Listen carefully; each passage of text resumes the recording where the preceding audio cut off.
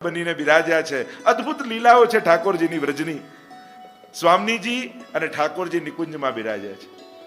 અને સ્વામીજીએ ઠાકોરજીને કહ્યું, પ્રભુ આજ મારી પ્રશંસા કરો ને, મારા ગુણગાન કરો ને, મારા રૂપના સુંદરતાના આપ ગુણ ગાઓ. સ્વામીજી જ્યારે આમ કહ્યું તો ઠાકોરજીએ કહ્યું, ઠીક છે, આપના ગુણગાન હું કરું. અને સ્વામીજીના મુખારવિંદ સામે જોઈને ઠાકોરજી બોલ્યા, સ્વામીજી આપનું મુખારવિંદ તો ચંદ્રમા જેવું છે.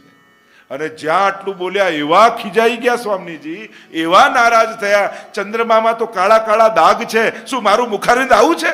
જાઓ, આપની સાથે વાત નહીં કરું. અને પીઠ દઈને બિરાજી ગયા. અરે રાધાજી, હું આપની પ્રશંસા કરતો હતો, ગુણગાન કરતો, જાઓ, મારી સાથે વાત જ ન કરશો. પીઠ દઈને સ્વામીજી બિરાજી ગયા. અને ઠાકોરજી બોલાવે નહીં એટલે શું કર્યું? ઘણા બધા દાણા લઈ લીધા. મોર બધા ચૂગતા હતા અને અનેક મોર હતા, એને દાણા ખવડાવવા લાગ્યા સ્વામીજી. ठाकुर जी पुकार पुकार के थक गए, सुनाई नहीं स्वामी जी, दाने खिलाने लगे मोर को. ठाकुर जी को हुआ कुछ युक्ति करनी पड़ेगी, कैसे स्वामी जी को मनाऊं, क्योंकि स्वामी जी मानेंगे नहीं, मान दूर होगा नहीं तो रास कैसे होगा, क्योंकि मान हरे तो फिर रास होवे. અને આમ વિચાર કરી ઠાકોરજી વિચાર કરે, કરું શું? ઠાકોરજી યુક્તિ કરી, મોરનું રૂપ ધારણ કરી લીધું. ઠાકોરજી પીછા બધા ભેગા કર્યા, મોરની જેમ તૈયાર થયા અને મોર બન્યા અને બધા ટોળામાં ભળી ગયા. અને સ્વામીજી જ્યાં મોરને દાણા ખવડાવતા હતા અને ઠાકોરજી ધીમે પગલે નિકટ આવે સ્વામીજીના, અને હાથમાં દાણા હોય એટલે ચાંચથી દાણા લે અને દાણા લઈને પાછા દૂર જાય, દોડતા અને પાંખો ફેલાવી છમ છમ છમ છમ છમ છમ છમ છમ છમ છમ છમ છમ કરી એવા સુંદર નાચે. સ્વામીજીને થયું, આ એક મોર એવો છે કે એના ચરણમાં નુપુર છે, કેવા સુંદર ધ્વનિ આવે છે, આ કોનો મોર છે, કેટલો સુંદર મોર છે, આવ આવ આમ કરી સ્વામીજી બોલાવે. પાછા ચાલતા ઠાકોરજી નિકટ પધારે, ફરી દાણું લે અને પાછા દૂર છમ છમ છમ છમ છમ કરતા દૂર જાય અને એવા સુંદર પાછા પાંખ ફેલાવીને નૃત્ય કરે. સ્વામીજીને એટલો બધો આ મોર ગમ્યો કે આ બધા મોરમાં આ મોર બહુ સુંદર છે, હવે નજીક આવશે ને તો પકડી લઈશ અને એને તો બરસાના લઈ જઈશ. અને આમ વિચાર કરી જ્યાં ઠાકોરજી નિકટ આવ્યા અને દાણા ચૂગવા માટે આવ્યા ને સ્વામીજીએ જ્યાં મોરને પકડ્યા બાથમાં, એટલામાં ઠાકોરજી પ્રગટ થઈ ગયા. બોલીએ મોર ભગવાન કી જય. શું છે કારણ? ઘણા લોકો કહે કે ભાગવતમાં રાધાજીનું નામ નથી. દૂધ પડ્યું હોય ગ્લાસમાં અને કોઈ એમ પૂછે, આમાં ખાંડ છે કે નહીં? દેખાય છે તો આ દૂધ મીઠું છે કે ફીકું છે? આંખથી ખાંડ દેખાય, એના માટે શું કરવું પડે? બહુ ગળ્યું છે, બહુ ખાંડ છે, પીઓ તો પતા ચલે કે મિશ્રી હૈ કે નહીં, શક્કર હૈ કે નહીં, ખાંડ છે કે નહીં. એમ જ દૂરથી આંખોથી ભાગવતને જોશો તો રાધા નહીં દેખાય. એક એક શ્લોકોને પીશો અને જે મધુરતાનો અનુભવ થશે એ મધુરતા જ રાધા છે ભાગવતની. જો माधुर्य है वही तो राधा है. और सुखदेव जी द्वितीय स्कंद में जब मंगलाचरण करते हैं, विदुर काष्ठाय मुहु कुयोगी नाम निरस्त साम्याति शयेन राधसा स्वधावनी બ્રહ્મણી રંશતે નમ. જે દ્વિતીય શ્લોકમાં મંગલાચરણ કર્યું છે એમાં રાધસા શબ્દનો પ્રયોગ કર્યો. શ્રી જગતગુરુ વલ્લભાચાર્ય મહાપ્રભુજી કહે છે કે આ સુખદેવજી રાધા નામ, કારણ કે એ નિત્ય શક્તિ પ્રભુની છે, જેની સાથે અખંડ વિહાર ભગવત ધામમાં ઠાકોરજી કરે છે, ત્યાં રાધા નામનો ઉલ્લેખ મહાપ્રભુજી માને છે. અહીંયા राधा नामनी अनेक प्रकारनी चर्चाओं अपना भक्तों प्रगट्यो ब्रज को सब श्रृंगार. जब राधा जी की बधाई गाई जाती है ત્યારે ગવાય છે કે વ્રજનો સમસ્ત શ્રૃંગાર રસ માધુર્ય એને કોઈ જ્યારે એક કોઈ કન્યાનો આકાર આપો તો એ જ રાધા છે. એટલે જ મધુરાષ્ટકમાં આચાર્યો કહે છે, મધુરાધિપતે અખિલમ મધુરમ. ત્યારે ટીકામાં લખ્યું, મધુરાધિ અધિપતિ કોણ? મધુરાના અધિપતિ કોણ? આ કોણ? અધરમ મધુરમ બદનમ મધુરમ, આ કોની ચર્ચા છે? મધુરા એટલે કોણ? તો કે મધુરા એટલે રાધા, અને એના અધિપતિ શ્રી કૃષ્ણ અખિલમ મધુરમ છે. તો આ મધુરા એવા રાધા છે. તો બરસાના ધામમાં શ્રી રાધાજીના ચરણોમાં વંદન કરીએ. ભાવની દાત્રી શ્રી રાધાજી છે, એમની કૃપા થાય તો કૃષ્ણમાં પ્રેમની પ્રાપ્તિ થાય. જો આ જેટલા જ ગોપીજનો વ્રજભક્તો છે એ ભગવાનથી જુદા નથી. ઘણા તત્વો એ ભગવાનના અવતાર છે. કેટલાક 24 અવતારોની કથા ભાગવતમાં છે, પણ ગિરિરાજજી, યમુનાજી, રાધાજી, વ્રજમંડળ આ અવતાર નથી, આ ભગવાનના સ્વરૂપનો વિસ્તાર છે. वही जो मधुरता कृष्ण में है उसका ही ये विस्तार है. लीला प्रकट करने के लिए अनेक अनेक रूपों से प्रभु ही प्रकट होते हैं. ઠાકોરજી માંથી તો રાધાજીનું પ્રાગટ્ય છે. રાધાજીના મુખારવિંદમાંથી ચંદ્રાવલીજી, ચંદ્રાવલીજીના મુખારવિંદમાંથી લલિતાજી. એકોહમ બહુશ્યામ પ્રજાય, એકમાંથી લીલા કરવા માટે પ્રભુ અનેક બન્યા. એ જ કૃષ્ણની ઈચ્છા શક્તિ એ રાધા, એ જ પ્રભુની કૃપા શક્તિ એ યમુનાજી. તો આપણે ત્યાં એ જ સ્વામીજી સ્વરૂપ શ્રી મહાપ્રભુજી માનીએ છીએ. શ્રી મહાપ્રભુજીનું સ્વરૂપ આપણે ત્યાં સ્વામીજી સ્વરૂપ માનવામાં આવે છે. અને એટલે જ આપણે ત્યાં રૂપમ તત્ત્રિતયાત્મકમ પરમભીદેયમ સદા વલ્લભમ, શ્રી મહાપ્રભુજીના ત્રિતયાત્મક સ્વરૂપનું આરાધન કરીએ છીએ. આપણે ત્યાં એવો પ્રસંગ આવે છે કે જ્યારે સ્વામીજીએ મનમાં મનોરથ થયો, કારણ કે જ્યારે ગોપીજનોને એવો મનોરથ થયો કે હે યમુનાજુ, આજે રાસ થાય પણ રાસના અધિષ્ઠાત્રી આપ બનો, મુખ્ય સ્વામીજી આપ બનો. ત્યારે યમુનાજીને થયું કે સ્વામીજીને ખબર પડશે તો નારાજ થશે કે ના, એ તો એમની નિકુંજમાં બિરાજેલા છે, કોઈને ખબર નહીં પડે. આજે રાસના અધિષ્ઠાત્રી આપ બનો ને મહારાજ થાય. ભગવત વ્રજભક્તોએ વિનંતી કરી છે યમુનાજીને, અને તુરંત સુનલીની, આપ તો કૃપાળુ છે, તુરંત માની લીધા. અને હવે સ્વામીજી મુખ્ય યમુનાજી બન્યા છે, મહારાજ થઈ રહ્યો છે. અને કિંકણીઓના ધ્વનિ પહોંચ્યા સ્વયં સ્વામીજીને નિકુંજમાં. અરે આ તો રાસનો અવાજ આવે છે, અને મારા વગર રાસ. દોડતા દોડતા કોપાયમાન થઈને સ્વામીજી પધાર્યા, અને બધાને ડર લાગ્યો. અરે સ્વામીજીને ખબર પડશે તો નારાજ થશે, શ્રાપ આપી દેશે. પણ આ તો બધું લીલાત્મક છે, જગતના સંસારના ક્રોધ જેવો શ્રાપ જેવો નથી, આ તો બધું અલૌકિક છે.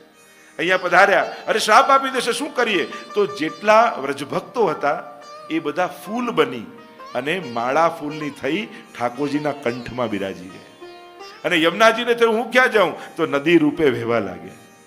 સ્વામીજી દોડતા દોડતા આવ્યા, જુએ કે રાસ તો થઈ રહ્યો હતો, ધૂળની દમડીઓ ઉડી રહી છે, હજી ધ્વનિ ગૂંજી રહ્યું છે, પણ આ બધા ગયા ક્યાં? ચારે તરફ દ્રષ્ટિ કરી, ક્યાંય કોઈ દેખાય નહીં. ઠાકોરજીના શ્રીકંઠમાં જે પુષ્પની માળા હતી એની તરફ નજર ગઈ. થયું કે આ વ્રજભક્તો ફૂલ બનીને બેઠા છે. પકડી માળાને જ્યાં ખેંચી, તૂટ પડી મોતીન કી માલા. અને એ વ્રજભક્તો જે લીલામાં હતા એ બધા ભૂતલ પર પડ્યા. અને ભૂતલ પર પડ્યા અને ઠાકોરજીને વિનંતી કરી કે મારે તો મહારાસ કરવો છે. સ્વામીજી નૃત્ય કરે છે ઠાકોરજી સાથે, પણ પ્રભુનું મુખ ઉદાસ દેખાય. તો કહું રાસમાં આપ ઉદાસ કેમ? તો કહ્યું કે મારા ભક્તો બધા ભૂતલ પર ગયા છે. સ્વામીજીએ કહ્યું મારે કારણે ભૂતલ પર પડ્યા છે, તો હું આપને વચન આપું છું પ્રભુ, હું સ્વયં ભૂતલ પર જઈ દરેકને બ્રહ્મ સંબંધ કરાવી ફરી લીલામાં પ્રાપ્તિ કરાવીશ. અને એ જ સ્વામીજી શ્રી વલ્લભ રૂપ ધારણ કરી ભૂતલ પર પધાર્યા અને લીલાથી વિખૂટા પડેલા જીવોને ફરી લીલામાં પ્રાપ્તિ કરાવી. અને એટલે આપણે ત્યાં શ્રી વલ્લભ સ્વામીજી રૂપ છે. લીલા હોતી જૂની નાતર, લીલા હોતી જૂની, જોપે શ્રી વલ્લભ પ્રગટ ન હોતે વસુધા રહેતી સુધી.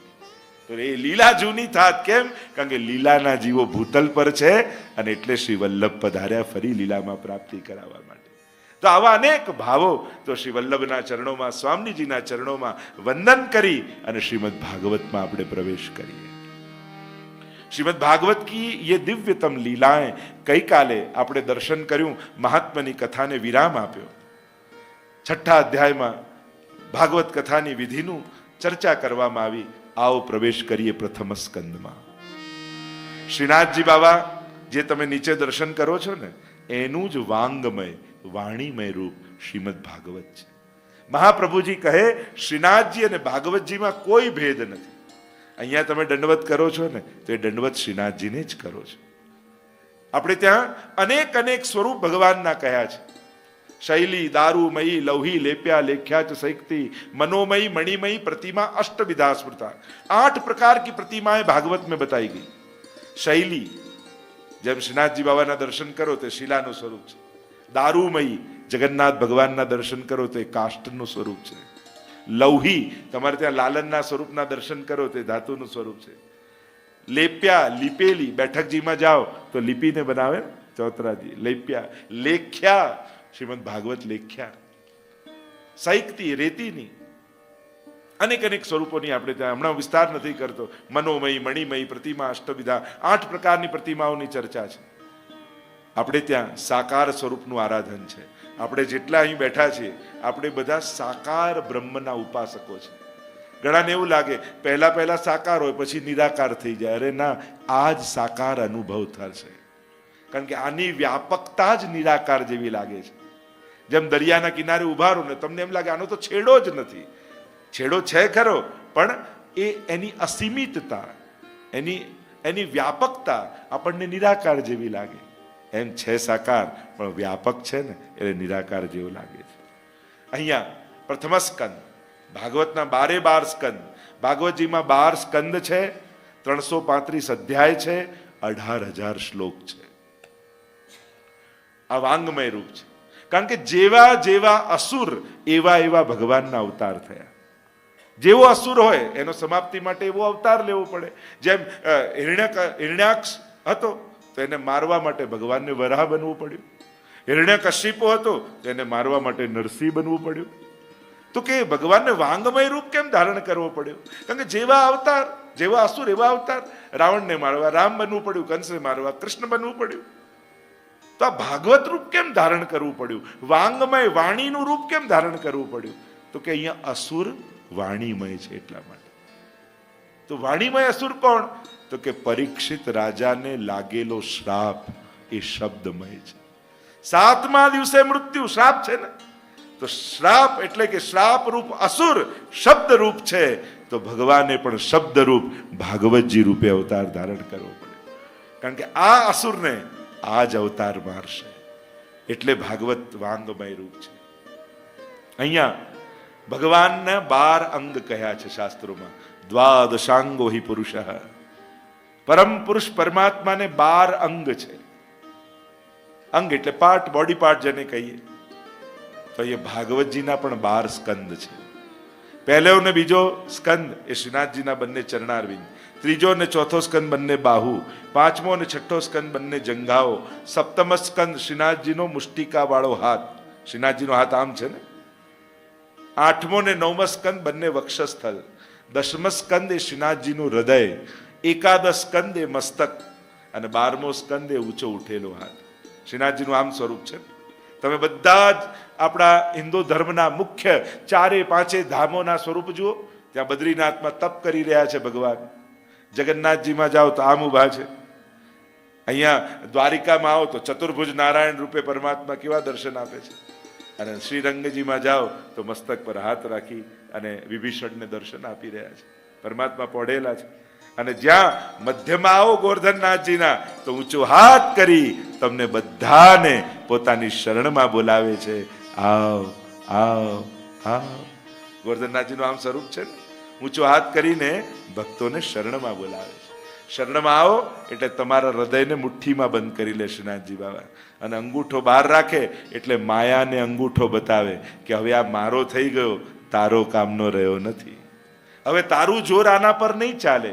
દૈવી યેષા ગુણમયી મમ માયા દુરત્યયા મામે વયે પ્રપદ્યંતે માયામેતામ તરંતિ તે, જે મારા હોય એ જ માયાને તરી જાય છે। આવા સ્વરૂપની ભાવના, દરેક ભગવત સ્વરૂપ હોય ને એના સ્વરૂપની ભાવના હોય। ભાવ ભાવના, સ્વરૂપ ભાવના અને લીલા ભાવના, આ 3 ભાવના ભગવત સ્વરૂપની ખબર હોવી જોઈએ। આપણે ત્યાં 7 સ્વરૂપ શ્રીનાથજી બાબા બધાના આ 3 સ્વરૂપના ભાવ છે કે આ 3 સ્વરૂપ, ભાવ ભાવના શું, સ્વરૂપ ભાવના શું, લીલા ભાવના શું, એનો ખ્યાલ આપણને હોવો જોઈએ। જ્યારે કોઈ પણ મંદિરમાં દર્શન કરવા તમે ગયા ત્યારે સ્વરૂપની ભાવના શું છે એનો ખ્યાલ તમને હોવા જોઈએ। કેમ જગન્નાથજી આમ છે, કેમ દ્વારકાધીશ આમ છે, કેમ બદ્રીનાથ આમ છે, વિશાલ કેમ બિરાજે છે આમ, કેમ શ્રીરંગજી આમ છે, દરેકનો એક ભાવ છે। તો અહીંયા શ્રીનાથજી બાબા સાક્ષાત ભાગવત સ્વરૂપે અહીંયા બિરાજમાન છે. આવો પ્રથમ સ્કંદમાં શ્રીનાથજી બાબાના વામ અને દક્ષિણ ચરણ, આ પહેલો અને બીજો સ્કંદ છે. અદ્ભુત ચર્ચા છે 19 અધ્યાયમાં. પ્રથમ સ્કંદ એ અધિકાર લીલા છે. ભાગવત કથા એ જ છે, પણ જેનો જેવો અધિકાર એવી એને પ્રાપ્તિ થશે. અધિકાર એટલે પાત્રતા. બહુ જ મહત્વનો શબ્દ છે પાત્રતા. દરેકને દરેક વસ્તુ મળતી નથી, અને કદાચ મળી જાય અને પાત્ર ન હોય તો ટકતી નથી. આપણે કહીએ ને સિંહણનું દૂધ તો સોનાના પાત્રમાં જ ટકે, એ ગમે ત્યાં ન ટકે. એમ ભગવદ રસના પણ પાત્રો હોય છે. मोहब्बत के लिए कुछ खास दिल महफूज होते हैं. मोहब्बत के लिए कुछ खास दिल महफूज होते हैं. ये वो नगमा नहीं जो हर साज पर गाया जाए. પ્રેમ માટે પણ કેટલાક વિશેષ હૃદયો હોય છે. ભગવત પ્રેમ પણ ગમે ત્યાં ઉગતો નથી. મહાપ્રભુજી તો કહે પુષ્ટિ કાયે ન નિશ્ચય. જે પુષ્ટિ જીવ હશે ને એને જ મારા શ્રીનાથજીમાં પ્રેમ થવાનો છે. અંગે એના માટે પણ અધિકાર જોઈએ ને. ગમે તેને કૃષ્ણમાં પ્રીતિ ન થઈ જાય. કૃષ્ણના પ્રેમ માટે તો કેટલા જન્મોના આ તપ ધર્મ આ બધા કર્યા હોય ને, વ્રત નિયમ આ પાળતા પાળતા નિર્ગુણ ભક્તિ બ્રજ ભક્તોની ભક્તિ જાગે છે. પ્રેમ કરનારા ભગવાનને ઘણા છે. ધ્રુવ, પ્રહલાદ, અમરીશ, વિભીષણ કેવા કેવા ભક્તો છે. પણ ગોપીનો પ્રેમ એ ગોપીનો જ છે. બધા કોઈ ગોપી પ્રેમને સ્પર્શી નથી શકતા, અનુભવી નથી શકતા. એ પ્રેમની ઊંચાઈ ગોપી પ્રેમ કી ધ્વજા જીન ગોપાલ કિયો વશ ઉર ધરી શ્યામ ગુજા. એ તો પ્રેમની ધ્વજા છે. શિખર ઉપર પણ ધ્વજા હોય, અને એટલા માટે એ ભાવ બધાને સુલભ નથી. તો અહીંયા અધિકાર શબ્દ કઈ ગામમાં 25 ઇંચ વરસાદ થાય પણ બહાર એક કોડિયું પડ્યું હોય તો કોડિયામાં તો કોડિયા જેટલું જ આવે ને. અને 3માં જળ ન ભરે, ગામમાં 50 ઇંચ વરસાદ થાય ને તો 3 પાત્રમાં જળ ન ભરાય. જે પાત્રો ઊંધા હોય, જે પાત્ર ઢાંકેલા હોય, યા જે પાત્રોમાં કાણું હોય, એમાં ગામમાં ગમે તેટલો વરસાદ પડ્યો હોય એમાં પાણી ન ટકે. તો ક્યાંક આ 3 આપણું ક્યાં અજ્ઞાનથી ઢંકાયેલું છે. ત્યાં કહ્યું ને ઈશોપનિષદ આદિમાં કે એ ઢંકાયેલું પાત્ર હોય. કામ, ક્રોધ, લોભ, મત્સર, ઈર્ષા, દ્વેષના છિદ્રો હોય, અને ઘણા તો ઊંધા જ પડ્યા હોય. ગમે તેટલા પેલો ગળો કુવામાં ઊંધો પડી જાય ને પછી કાઢવો બહુ અઘરો. એમ ઘણા આવીને બેસે પણ કથાને ટચ ન કરવા દે. અહીંયાથી કેટલાય બાણ છોડો એવા બખ્તર પહેરીને બેઠા હોય, અસર જ ના થાય. ત્યારે માનવું કે આ કોઈ સ્પેશિયલ જીવ છે, કે ભગવાને સંસાર માટે જ બનાવ્યા. મહાપ્રભુજી કહે છે હરિણા યે વિનિર્મુક્તા તે મગ્ના ભવસાગરે. જેને સંસાર સિવાય બીજું કાંઈ સૂઝતું ન હોય ને, મહાપ્રભુજી કે ભગવાને આનો હાથ જ છોડી દીધો છે. અને ભવકૂપમાં ડૂબવા માટે એના માટે ભગવાને આને છોડી દીધો છે કે જા મજા કર. તો જે ચર્ચાઓ છે અધિકાર લીધા. અધિકાર શબ્દ 2 રીતે બોલીને, એક મારો અધિકાર છે હકના રૂપમાં, અને બીજો પાત્રતાના રૂપમાં. કારણ કે ભગવાન પાત્ર બનાવીને જ પ્રાપ્તિ કરાવે છે. તમારી યોગ્યતા સિદ્ધ થશે ને ભગવાન દાન આપમેળે કરશે. અને નથી મળતું તો માનજો હજી પાત્રતા સિદ્ધ નથી થઈ. તો આ જીવની પાત્રતા ક્યારે સિદ્ધ થાય? 2 કારણથી સિદ્ધ થાય. એક, ભગવદ ઈચ્છા થાય. ઠાકોરજીને એમ થાય કે આને મારે ભાવનું દાન કરવું છે, કૃપાનું દાન કરવું છે. ભગવદ ઈચ્છા. યમે વૈશે વૃણુતે તેન લભ્ય. ભગવાન જેના વર્ણનો વિચાર કરે એને જ પ્રાપ્તિ થાય. અને બીજું, કોઈ સદગુરુની કૃપા થાય, કોઈ મહાપુરુષની કૃપા થાય તો પાત્રતાની પ્રાપ્તિ થઈ જાય. 84-252 ની વાર્તા તમે જુઓ ને, કેવા કે જે જીવ જાતિ હોય કોઈ રે તેને તત્ક્ષણ સર્વે સુખ હોય રે. જેને શ્રી વિઠ્ઠલનાથ વિચારે રે તેને પ્રગટ પદાર્થ ચારે. વાર્તા સાહિત્યમાં તો જુઓ ને, કબૂતર કબૂતરીનો પ્રસંગ આવે છે, હંસ હંસીનો પ્રસંગ આવે છે. ગુસાઈજીનો એક નિયમ હતો, એક જીવને પણ બ્રહ્મ સંબંધ ના આપે ને તો ભોજન નહીં કરતા. કારણ કે મારો જન્મ, મારો અવતાર જેના માટે થયો છે આ જીવને ભગવત પ્રાપ્તિ કરાવવા માટે, અને જો એ અવતાર કાર્ય ન કર્યું હોય તો ભોજન ન ગ્રહણ કરો. તો આજે હંસ અને હંસલી દેખાયા. એમને થયું કે આ દૈવી જીવ છે, અને સરોવરના કિનારે બેઠા હતા તો ગુસાઈજી એમને નામ સંભળાવ્યું, અષ્ટાક્ષર, અને ગળામાં કંઠી ધરાવી દીધી દૈવી જાણીને. અને ગુસાઈજીની કૃપા એમના પર એવી થઈ, બુદ્ધિ બદલાઈ ગઈ. ડાળ પર બેઠા બેઠા વિચાર કરે ઝાડની, આપણે આ સરોવરના કિનારે રહીએ છીએ, દેહ તો પક્ષીનો છે, આમાં ભગવત સેવા કેમ થાય, આમાં ભક્તિ કેમ થાય? હંસલીએ કહ્યું, જેને ભક્તિ કરવી હોય ને એને રસ્તાઓ મળી જ જતા હોય છે. બહાનાઓ તો ન કરનારાઓ ગોતતા હોય, જેને કરવું જ હોય એની આંખો શોધી જ લે સેવાને. શું કરી શકીશું? આ રોજ વૈષ્ણવ સ્નાન કરવા અહીંયા આવે છે. આપણે બીજું તો કંઈ ન કરી શકીએ, પણ જે ભગવત સેવા માટે સ્નાન કરીને જતો હોય એની ચરણ રજમાં આળોટીએ ને તો આપણી એ સેવા પહોંચી જાય ઠાકોરજી. અને એક નિયમ બનાવ્યો, વૈષ્ણવ સ્નાન કરીને નીકળે એટલે એની ચરણ રજમાં આળોટવાનું. બસ આ એનો સેવા, આ એની ભક્તિ. અને દાસાનું દાસો ભવિતાસ્મિ ભૂય, વૃત્રાસુર તો કહે દાસાનું દાસ થવું આનાથી મોટું સૌભાગ્ય શું? રોજ નિયમ. એક શિકારી હતો, એ રોજ તાકમાં રહેતો કે ક્યારેક મોકો મળે તો આ બંનેને પકડી લેવા છે. ગમે તેટલી કોશિશ કરી પણ હાથમાં ના આવે. થયું કે જો આ કરે છે શું? થોડા દિવસ જોયું તો જે વૈષ્ણવ સ્નાન કરીને નીકળે ને એના પગની રજમાં આળોટે. યુક્તિ કરી, હું વૈષ્ણવ વેશ ધારણ કરીને જાઉં, મારા પગમાં આળોટવા આવશે એટલે પકડી લઈશ.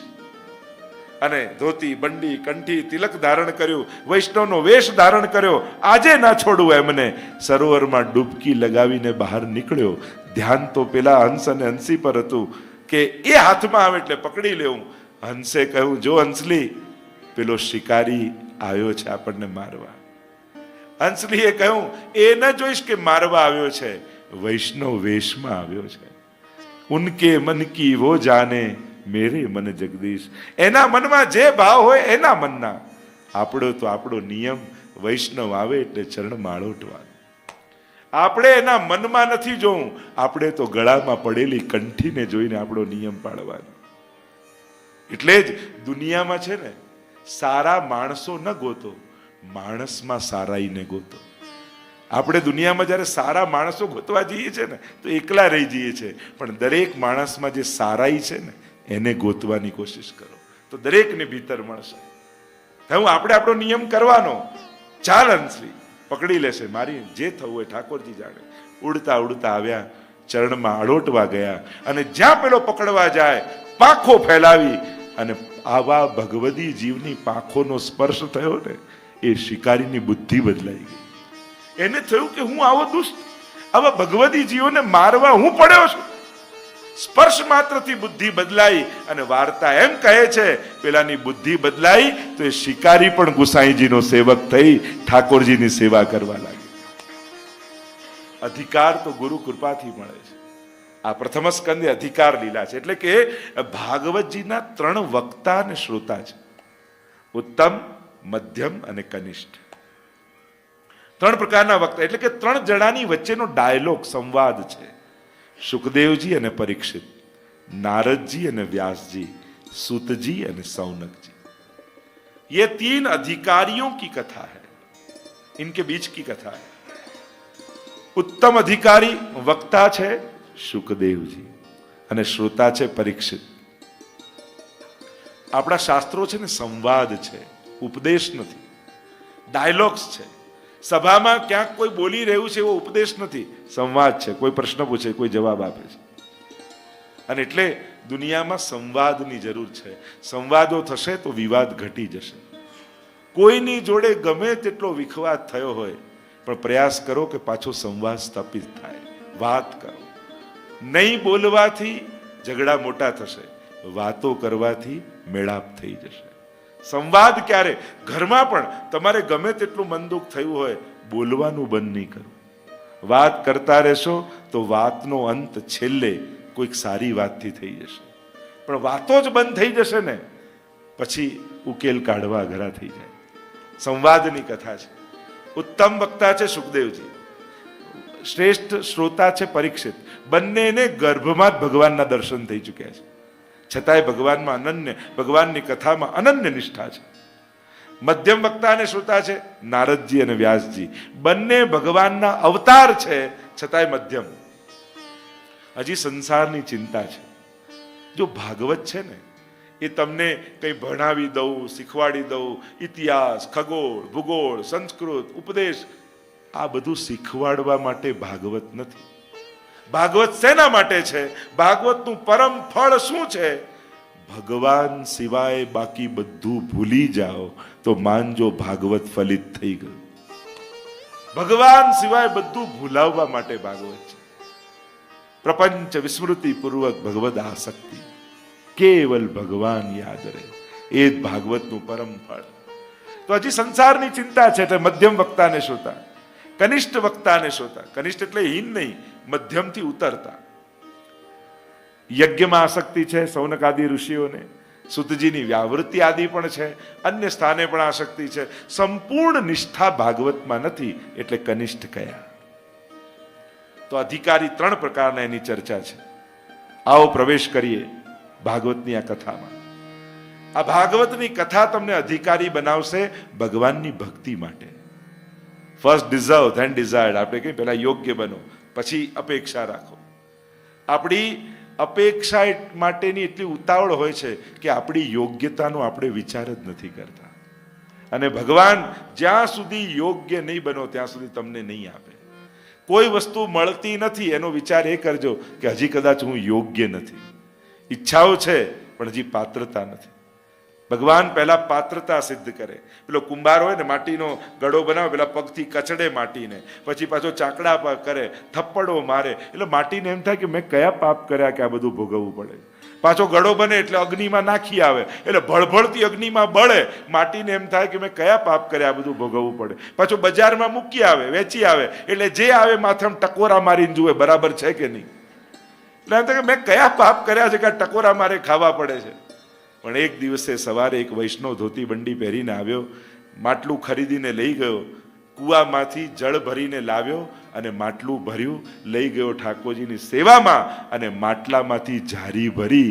ત્યારે સમજાયું કે આ બધી પ્રક્રિયાથી પસાર ન થયો હોત તો આ ઝારી ભરવાનું પુણ્ય મને ન મળ્યું હોય. આ ઝારી ત્યારે ભરી શક્યો જ્યારે આ બધામાંથી હું પસાર થયો. ઘણીવાર પાત્રતાની પ્રક્રિયા છે ને આપણને પરીક્ષા જેવી લાગે. એ પરીક્ષા નથી, આપણી પાત્રતા ભગવાન સિદ્ધ કરી રહ્યો છે. એટલે નિર્ણય કરવામાં ઉતાવળ ન કરતા, ભગવાનના કામમાં જલ્દીથી ડિસિઝન પર ના આવી જતા કે ભગવાને આ ખોટું કર્યું, ભગવાને આ સારું કર્યું. રાહ જુઓ, હજી વાર છે નિર્ણય લેવામાં. જ્યારે એનો નિર્ણય સાચો ફળ મળશે ને ત્યારે સમજાશે કે મેં તો ખોટી જીત કરી, ભગવાને જે કર્યું સારું જ કર્યું. ઘણીવાર આપણું ધાર્યું થાય ને તો ભગવાન દુઃખી થઈ જતો હોય છે કે આના માટે તો મેં કેટલું સારું વિચાર્યું હતું, આ નાનામાં માની ગયો. પોતાની મુઠ્ઠી ભરશો તો નાની, ભગવાનની મુઠ્ઠીથી લેશો તો એનો મુઠ્ઠો. પેલો કહેતા ને બેન શોપિંગ કરવા ગયા, એના છોકરાને લઈને ગયા, એટલો બધો સામાન ખરીદ્યો. એટલે દુકાનવાળાને થયું કે આ બેનને સાચવવા જેવા છે, એટલે ચોકલેટનો ડબ્બો ખોલીને એના દીકરાને આપ્યો, લે તારે જેટલી જોઈએ ને લઈ લે. લોકો ના મારે નથી જોઈએ. અરે લઈ લે, તને ફ્રીમાં આપું છું, લઈ લે. પેલો કે ના ના મારે નહીં. એટલે પેલા દુકાનવાળાએ મુઠ્ઠો ભર્યો ને પેલા દીકરાને આપી દીધો. બહાર આવ્યા દુકાનની એટલે પેલી મમ્મીએ કહ્યું મારો દીકરો થઈને ફ્રીની ચોકલેટની ના પાડતો હતો. પેલો ફ્રીમાં આપે, ના ના ના, આ શું કરે છે? મમ્મી હું તારો દીકરો એટલે જ ના પાડતો હતો કારણ કે મારી મુઠ્ઠી નાની હતી, મેં ભરી હોત તો 4 આવત, પેલાએ ભરી તો 10 ચોકલેટ મળી છે. એમ આપણી મુઠ્ઠી નાની છે, આપણે ભરવાની કોશિશ નહીં કરવી, એને જ કેવું તે જે નક્કી કર્યું છે. આ અધિકાર લીલા છે. પ્રથમ શ્લોકમાં મંગલાચરણ કર્યું. જે ગાયત્રી મંત્રમાં વાત છે એ જ વાત આ પ્રથમ શ્લોકમાં છે. કારણ કે વેદનું બીજ ગાયત્રી છે અને ભાગવત નિગમ કલ્પતરોર ગલિતમ ફલમ, વેદ રૂપી વૃક્ષનું ફલ છે ભાગવત. અને એટલા માટે આ એક શ્લોક ઉપર 100 ઉપરાંત ટીકાઓ છે, અદ્ભુત ચર્ચાઓ છે. આખું વેદાંત આ શ્લોકમાં ભરેલું છે. આઈએ ગાન કરતા. જન્માદ્યસ્ય યતોન્વયાદિતરત ચાર્થે સ્વભિજ્ઞ સ્વરા તેને બ્રહ્મ હૃદય આદિ કવયે મુહ્યંતિ સૂરય તેજો વારી મૃદામ યથા વિનિમયો યત્ર ત્રિસર્ગો વૃષા ધામના સ્વેન સદા નિરસ્તકુહકમ સત્યમ પરમ ધીમહિ. सब बोले सत्यम परम धीमहि सत्यम परम ધીમહિ. પરમ સત્યનું અમે ધ્યાન કરીએ છીએ. કયા પરમ સત્ય? કોણ પરમ સત્ય? જન્માદ્યસ્યતઃ શાસ્ત્ર યોનિત્વાદ બ્રહ્મસૂત્ર છે, જેનાથી જન્માદિ થાય છે. એટલે કે આ સમગ્ર સૃષ્ટિનું સર્જન, પાલન અને લય જેના થકી થયું છે. આ કરનારો પણ પરમાત્મા, પાળનારો પણ પરમાત્મા. સર્જન અને નાશ નથી. મહાપ્રભુજી જગત સત્યમ કહે છે. માયાવાદમાં બ્રહ્મ સત્ય, જગત મિથ્યા છે. અહીંયા શુદ્ધાદ્વૈત બ્રહ્મવાદ મહાપ્રભુજીનો મત, એમાં જગતને પણ સત્ય માન્યું. કાર્ય કારણ અભેદાત. જો કારણ ભગવાન હોય અને એ સત્ય હોય તો સત્યમાંથી અસત્ય કેમ પેદા થઈ શકે? અદ્ભુત વેદાંતની ચર્ચાઓ છે. આ જે કાંઈ પણ છે, અખિલ બ્રહ્માંડમાં એક તું શ્રી હરિ. અખિલ બ્રહ્માંડમાં એક તું શ્રી હરિ જુજવે રૂપે અનંત ભાસ. અખિલ બ્રહ્માંડમાં એ જ તો લીલા કરે. રૂપ નામ વિભેદેન જગત ક્રીડતી યોયત. રૂપ નામના ભેદથી એ જ ક્રીડા કરી રહ્યો છે. તેજો વારી મૃદામ યથા વિનિમયો. જેમ આપણે જતા હોઈએ ને દૂર જળ દેખાય, મૃગજળ હોય, નજીક પહોંચો તો કાંઈ ન હોય. આ જ ભગવાનની માયા છે. નથી એને દેખાડે, છે એને છુપાવે છે. સત્યમ પરમ ધીમહિ, પરમ સત્ય એવા ભગવાનને વંદન કરીએ છીએ. બીજા શ્લોકમાં ધર્મ પ્રૌજિત કેતવો અત્ર પરમો નિર્મત્સરાણામ સતામ કહ્યું. અહીં તો કપટ રહિત ધર્મનું વર્ણન છે. ભાગવતમાં નિષ્કામ ભક્તિ છે. કાપટ્ય શું? ભગવાન પાસે જઈને ભગવાનને ન માંગવા અને ભગવાનથી માંગવું, એ જ તો કાપટ્ય છે. જો આપણાને ભગવાનના પ્રેમમાં ફરક શું છે? આપણે પ્રેમ ભગવાનને એટલા માટે કરીએ કે વસ્તુ મળે, અને ભગવાન વસ્તુ એટલા માટે આપે કે આપણો પ્રેમ એને મળે. એને આપણી પાસે વસ્તુ નહીં, પ્રેમ જોઈએ છે, અને આપણે પ્રેમ એટલા માટે કરીએ કે વસ્તુ મળી જાય. નિષ્કામ ભક્તિ એ સર્વોપરી ભક્તિ છે. ભાગવતની ભક્તિ એ નિષ્કામ ભક્તિ છે. જેને ભગવાન જ જોઈતા હોય ને એને આ માર્ગમાં આવવું. કારણ કે જે ભગવાન પામવા નીકળ્યા છે ને, ભગવાને એનો સંસાર આપમેળે સાચવી લીધો છે. તમે સંસાર માંગશો તો માંગશો એટલું મળશે, નહીં માંગો તો ભગવાન તમારું બધું સાચવી લેશે. આપણી તકલીફ જ એ છે, સંસાર ને ખોટું નહીં લાગે એની ચિંતામાં ભગવાનને ખોટું લાગે કે નહીં એનો તો વિચારે નથી કરતા. કેટલા કેવા કામો આપણે એવા કરીએ છીએ કે ભગવાનને ક્યારેય જોયું જ નહીં કે ક્યાંક એને તો ખોટું નહીં લાગે, એની પ્રસન્નતાનો વિચાર જ ન કર્યો. અને એટલે જ મહાપ્રભુજી માંગવાની ના પાડે છે. પુષ્ટિ માર્ગનો સિદ્ધાંત એ છે કે અહીંયા પ્રભુ પાસે માંગવું નહીં. હરિ પાસે કાંઈ નવ માંગીએ, માંગે પછતાવો થાય, ઉદાસી આવે નાથને વ્યાપાર સરીકો ગણાય. અહીંયા માંગવા પ્રાર્થિત એવા તતક્કિમ સ્યાત સ્વામ્યભિપ્રાય સંશયાત. માંગવું એટલે એનો અર્થ એ થયો કે તમે એમ કહો છો કે ભગવાનને ખબર નથી એટલે મારે કહેવું પડે છે. वो तो सब जानता है ना, એને તો બધી જ ખબર છે. તો નિષ્કામ નિષ્કપટ રહિત ધર્મનું વર્ણન છે. આગળ ત્રીજા શ્લોકમાં ભાગવતજીનું સ્વરૂપ સમજાવ્યું. નિગમ કલ્પ તરોર ગલિતમ ફલમ શુકમુખાદ મૃત દ્રવ સંયુતમ પીબત ભાગવતમ રસમાલયમ મુહુરહો રસિકા ભુવિ ભાવુકા. નિગમ કલ્પ તરોર, વેદ રૂપી કલ્પ વૃક્ષ પર લાગેલું ભાગવત રૂપી ગલિત ફળ છે. અને આ એવું ગલિત છે, આમાં નથી ઠળીઓ નથી છાલ. પીબત આજ્ઞાર્થ છે, પીઓ, इसको पान करो. ક્યાં સુધી પીઓ? આલયમ, મુક્તિ ન મળી જાય ત્યાં સુધી, કથા રસરૂપ ન લાગવા લાગે ત્યાં સુધી, ભગવાન મળી જાય છતાંય કથા તો પીતા જ રહેવાની છે.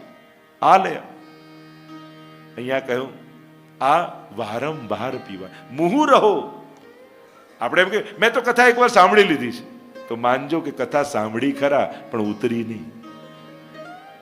ઘણા કામો ઘણા લોકો કે મેં માળા કરી નાખી, પાઠ કરી નાખ્યા, કથા સાંભળી નાખી, સેવા કરી નાખી, બધામાં નાખી નાખી નાખી, કયું કંઈક રાખ્યું હોત તો કામ લાગત, બધું નાખી દીધું. અને એટલા માટે સાંભળીએ એટલે બીજી વાર સાંભળવાની તત્પરતા થાય ત્યારે માનું કે કથા અંદર ઉતરી છે. भगवान की कथा तो कैसी दिव्य है. हमारे गोपीजन भी कहते हैं ना गोपी गीत में, तव कथामृतम तप्त जीवनम कविभिरीडितम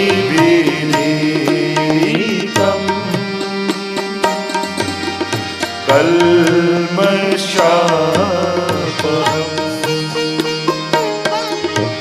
श्रवण मंगलम श्रीमदाततम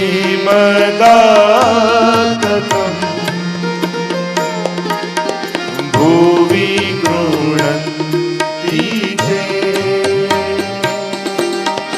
भूरिदा जना. कार्य मेरे साथ. ओ श्रीनाथ जी आवजो तमे वाट जोई રહ્યા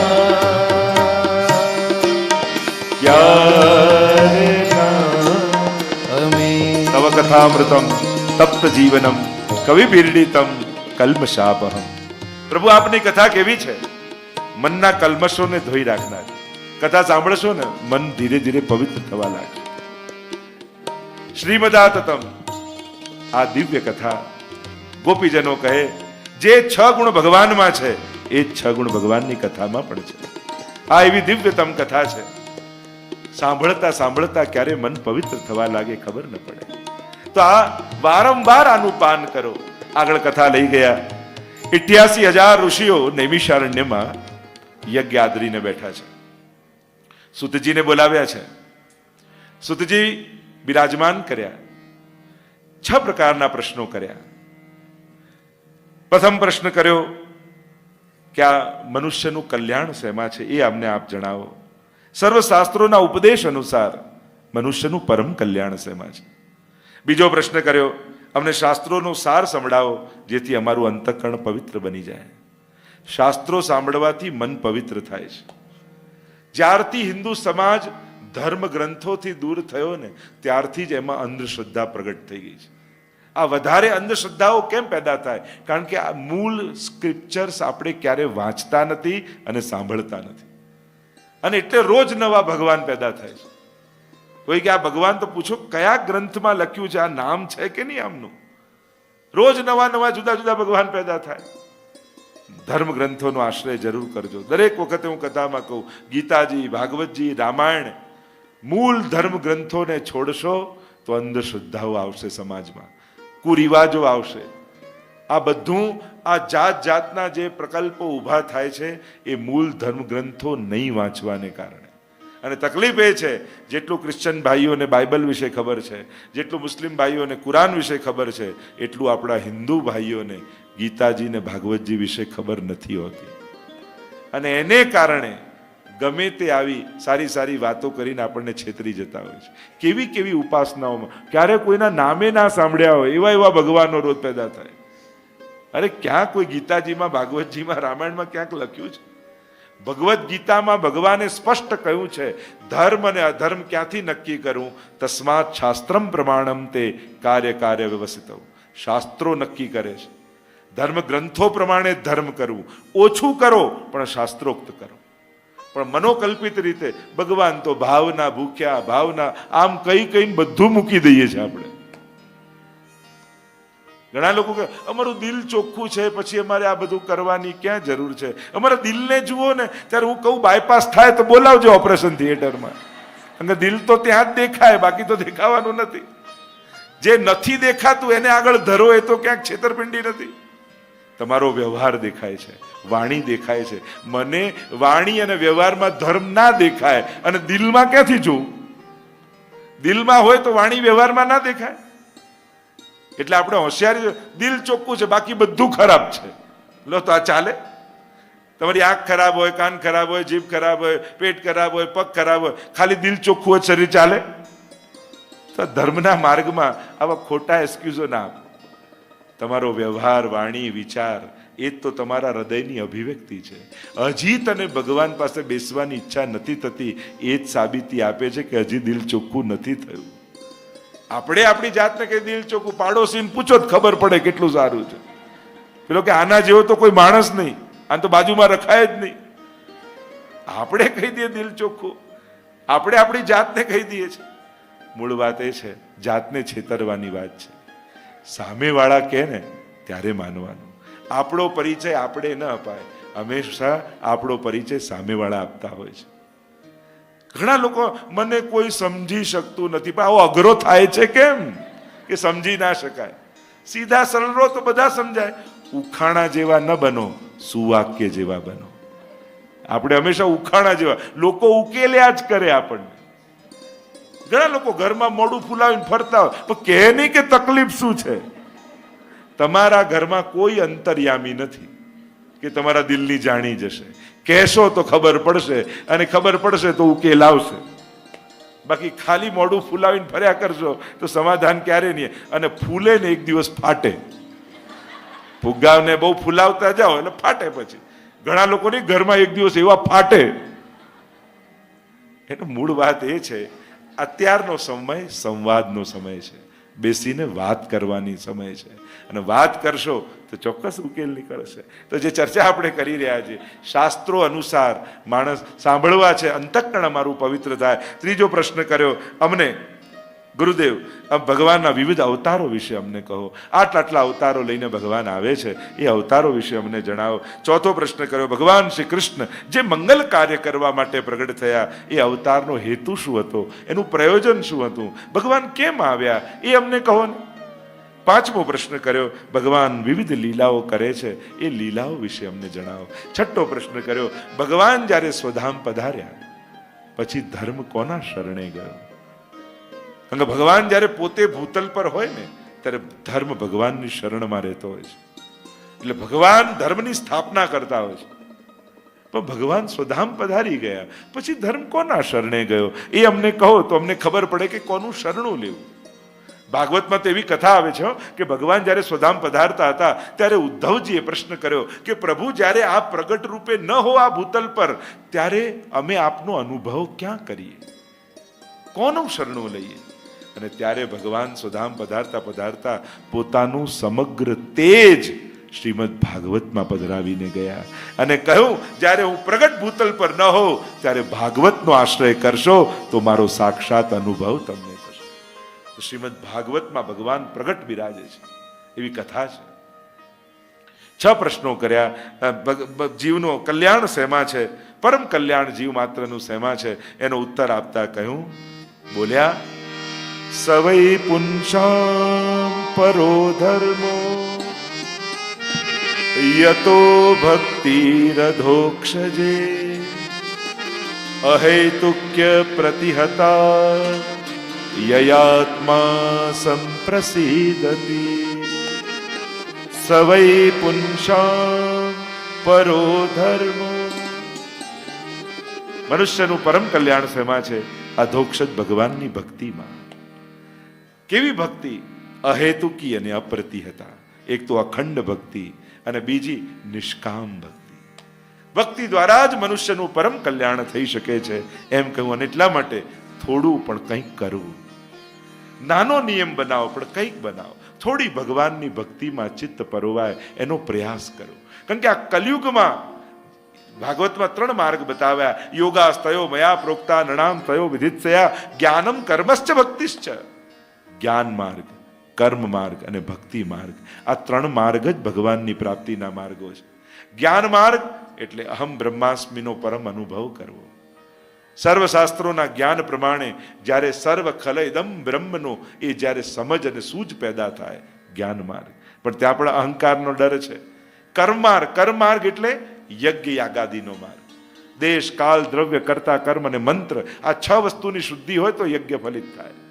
આ કલિયુગમાં 6 ની શુદ્ધિ ક્યાંથી કરવી? એક રહ્યો ભક્તિ માર્ગ, અને ભક્તિ દ્વારા જ મનુષ્યનું પરમ કલ્યાણ છે. એમ કહ્યું આગળ, તસ્માદ એકેન મનસા ભગવાન સાત્વતામ પતિ શ્રોતવ્ય કીર્તિતવ્યશ્ચ દેહ પૂજ્યશ્ચ નિત્યદા. ભગવાનની ભક્તિ કરો, એનું સ્મરણ કરો, એનું ધ્યાન કરો, એના દ્વારા જ મનુષ્યનું પરમ કલ્યાણ. ભગવાનના વિવિધ અવતારો વિશે અમને કહો. એમ જ્યારે કહ્યું ત્યારે 24 અવતારોની ચર્ચા કરી છે. ભગવાન પરમાત્માના 24 અવતાર, સનત કુમારોથી લઈને કલ્કી સુધીની ચર્ચા કરી. એ તે ચાંસ કલા પુંસ કૃષ્ણસ્તુ ભગવાન સ્વયં. આ બધા તો અવતાર છે, અને આ બધા અવતાર લેનારો અવતારી ભગવાન કૃષ્ણ છે. ભગવાન વિશે જાણવું હોય તો શાસ્ત્રો માટે જાણો. ગીતાજી માટે, ગીતાજી દ્વારા, ભાગવત દ્વારા, રામાયણ દ્વારા અને વેદ ઉપનિષદ દ્વારા. બાકી બધા વિદ્વાનોએ ઉપજાવેલા પ્રકાર છે. શાસ્ત્ર પ્રમાણિત ધર્મ હોવો જોઈએ. બહુ જ તસ્માત શાસ્ત્રમ પ્રમાણમ તે કાર્ય વ્યવસ્થિત. શાસ્ત્ર જાણીને ધર્મ અને અધર્મનો નિર્ધાર કરવો. અહીંયા કહ્યું 6 પ્રકારના ભગવદ અવતારની ચર્ચા કરી. અંશાંશ અવતાર, અંશા અવતાર, કલા અવતાર, આવેશ અવતાર, પૂર્ણ અવતાર અને પરિપૂર્ણ અવતાર. તો આ જે અવતાર લઈને આવે છે, પ્રાકૃતા સકલા દેવા ગણિતાનંદકમ બૃહત પૂર્ણાનંદો હરિસ તસ્માત કૃષ્ણ એવ ગતિર્મમ. આ કૃષ્ણ એ અવતારી છે, જે આ બધા અવતારો લઈને ભૂતલ પર આવે છે. 24 પ્રકારના અવતારોની ચર્ચા કરી છે. આગળ અન્ય પ્રશ્નોના ઉત્તર આપતા કહ્યું, ભગવાનની ભક્તિ દ્વારા મનુષ્યનું કલ્યાણ એ સમજાવતા આગળ 4 પ્રકારના પ્રશ્નો કર્યા. ભાગવત સંબંધી, ભાગવતના કર્તા સંબંધી, ભાગવતના શ્રોતા સંબંધી, અનેક 4 પ્રકારના પ્રશ્નો કર્યા. એના ઉત્તરમાં વ્યાસજીના પ્રાગટ્યની કથા કહી. વર્ણન કરતા સુતજી બોલ્યા, દ્વાપરે સમનુ પ્રાપ્તે તૃતીયે યુગ પર્યયે જાત પરાશરાદ્યોગી વાસવ્યા કલયા હરે. દ્વાપરે સમનુ પ્રાપ્તે, વર્તમાન ચતુર્યુગીના દ્વાપરમાં મહર્ષિ પરાશરને ત્યાં સત્યવતીના ગર્ભથી ભગવાનના જ્ઞાના અવતાર બોલીએ વ્યાસ ભગવાન કી જય. ભગવાન વ્યાસનું પ્રાગટ્ય થયું. ખરેખર તો કોઈ અસુર પેદા થવો જોઈએ. યમુનાજીનો તટ હતો, સંધ્યાકાળનો સમય હતો, ન કરવાનું કૃત્ય થયું તો કોઈ અસુર પેદા થવો જોઈએ. પણ યમુનાજીનો કાંઠો હતો ને, તો અસુર નહીં, પણ અજાણે અધર્મી નાહી ગયો તોય માએ કર્યો ઉદ્ધાર. યમુનાજી તો કૃપાળુ છે ને, એટલે અસુરની જગ્યાએ ભગવાનના જ્ઞાન અવતાર એવા વ્યાસજીનું પ્રાગટ્ય થયું. યમુનાષ્ટકમાં આપણે બોલીએ છીએ ને, અનંત ગુણ ભૂષિતે શિવ વિરંચી દેવસ્તુતે ઘના ઘન નિભે સદા ધ્રુવ પરાશરાભીષ્ટ દે. ધ્રુવ અને પરાશરને અભિષ્ટ ફળ આપનારા યમુનાજી છે. પરાશર કોણ? આ વ્યાસજીના પિતા. અસુર પેદા થવાની જગ્યાએ ભગવાનના જ્ઞાન અવતાર વ્યાસજી પ્રગટ થયા. દ્વીપમાં પ્રગટ થયા એટલે દ્વૈપાયન કહેવાયા. કાળા રંગના હતા એટલે કૃષ્ણ દ્વૈપાયન કહેવાયા. બોર ખાઈને રહેતા એટલે બાદરાયણ કહેવાયા. વેદોનો વિસ્તાર કર્યો તો વ્યાસ કહેવાયા. તો કૃષ્ણ દ્વૈપાયન વ્યાસ એવા વ્યાસજીનું પ્રાગટ્ય થયું. 17 પુરાણોની રચના કરી, વેદોના વિસ્તાર કર્યા. 1,00,000 શ્લોકોનો જય ગ્રંથ મહાભારતની રચના કરી. હજી મનમાં આનંદ નથી, સંતોષ નથી. ખિન્ન મનથી બેઠા છે વ્યાસજી પોતાના આશ્રમમાં. જે કાર્ય કરવા માટે તમારો જન્મ થયો હશે ને, એ કાર્યમાં નહીં લાગો ને ત્યાં સુધી મનમાં સંતોષ નહીં આવે. આટલા સંસારના કાર્યો કર્યા, સંતોષ થયો, પણ 1 કલાક ભગવત સેવામાં બેસીએ તો કેવો આનંદ આવે, કેવો સંતોષ આવે. એ જ પ્રમાણ છે કે આ જીવ ક્યાં ભગવત સેવા માટે જ ભગવાને પ્રગટાવ્યો છે. વ્યાસજી ખિન્ન મનથી બેઠા છે. આટલું રચ્યા છતાંય હજી ચિત્તમાં આનંદ કેમ નથી? અને એટલામાં દૂરથી અવાજ સંભળાયો, શ્રીમન્નારાયણ નારાયણ નારાયણ શ્રીમન્નારાયણ નારાયણ નારાયણ શ્રીમન્નારાયણ નારાયણ નારાયણ શ્રીમન્નારાયણ નારાયણ નારાયણ નારાયણ નારાયણ નારાયણ શ્રીમન્નારાયણ નારાયણ નારાયણ શ્રીમન્નારાયણ નારાયણ નારાયણ શ્રીમન્નારાયણ નારાયણ નારાયણ નારાયણ નારાયણ કરતા કરતા નારદજી આવ્યા. વ્યાસજીના કાન ઊંચા થઈ ગયા. તો નારદજીનો સ્વર છે. નારમ જ્ઞાનમ દદાતી નારદમ. જે જ્ઞાનનું દાન કરે નારદ છે. નારમ અજ્ઞાનમ ખંડયતી નારદમ. જે અજ્ઞાનનો નાશ કરે નારદજી છે. પધાર્યા નારદજી. આપણા ઘરે ગુરુદેવ પધારે તો કેવો આનંદ આવે. આપણે ત્યાં કોઈ ભગવતી આવે તો કેવો આનંદ આવે. આયે મેરે નંદ નંદન કે પ્યારે, માલા તિલક મનોહર બાનો, ત્રિભુવન કે ઉજિયારે. કોઈ ભગવતી જન આપણા ઘરે આવે, આનંદનો પાર ન રહે. 4 મિલે 64 ખिले, 20 રહે કર જોડ, और हरिजन से हरिजन मिले तो नाचे 7 करोड़. 4 मिले, 2 આંખો આની 2 આની, 64 ખिले, 32 દાંત આના 32 દાંત એના, 20 રહે કર જોડ, 10 આંગળીઓ આની 10 એની, पर हरिजन से हरिजन मिले तो नाचे 7 करोड़. 3.5 करोड़ रुवाड़ा आना, 3.5 करोड़ रुवाड़ा एना, रोम रोम पुलकित થઈ જાય. કોઈ મહાપુરુષના દર્શન થઈ જાય. આપણે તો વાર્તા સાહિત્યમાં જો દમલાજી પ્રતીક્ષા કરતા ને, મહાપ્રભુજી આવશે, મહાપ્રભુજી આવશે. પોતાના ઘરની અટારી પર બેઠા રહે, રાજમાર્ગ પર દ્રષ્ટિ કરે, ક્યારે મારા વલ્લભ પધારશે. પ્રતીક્ષા કરી રહ્યા છે. અહીંયા ભાઈઓના ભાગ પડી રહ્યા છે. આ મિલકત તારી, આ મિલકત મારી, આ ધન તારું, આ ધન તારું. કોઈએ વલ્લભને પૂછ્યું, દમલાજીને પૂછ્યું, તમારે ધન નથી જોઈતું? દમલાજીએ કહ્યું, મારું ધન તો સામેથી આવી રહ્યું છે. અને જ્યાં મહાપ્રભુજીને આવતા જોયા, વલ્લભ આએંગે આએંગે વલ્લભ આએંગે, वल्लभ आएंगे आएंगे वल्लभ आएंगे, मेरी झोपड़ी के भाग आज खुल गए वल्लभ आएंगे, मेरी झोपड़ी के भाग आज खुल जाएंगे वल्लभ आएंगे, वल्लभ आएंगे आएंगे वल्लभ आएंगे, ओ वल्लभ आएंगे आएंगे वल्लभ आएंगे, मेरी झोपड़ी के भागा खुल जाएंगे वल्लभ आएंगे. જ્યાં મહાપ્રભુજીને પધારતા જોયા, સીડી સુદ્ધામાં નથી ગયા, ઉપરથી છલાંગ મારી સીધા ચરણોને પકડી લીધા. ધર્મ ही ते पायो यह धन, धर्म ही ते पायो, प्रीत बंधी श्री वल्लभ पद सो और न मन में आए. મહાવીરના ચરણમાં કોઈ મહાપુરુષનું જીવનમાં પધારવું એ જ પરમ સૌભાગ્ય છે. જેને જોતા જ એમ લાગે આ મહારાજ છે, એ જ મહારાજ. જેને જોતા જ પોતાનાપણું લાગે એ જ મહારાજ છે. ગુરુ કૃપા થાય, અંતઃકરણ વિશુદ્ધ થઈ જાય.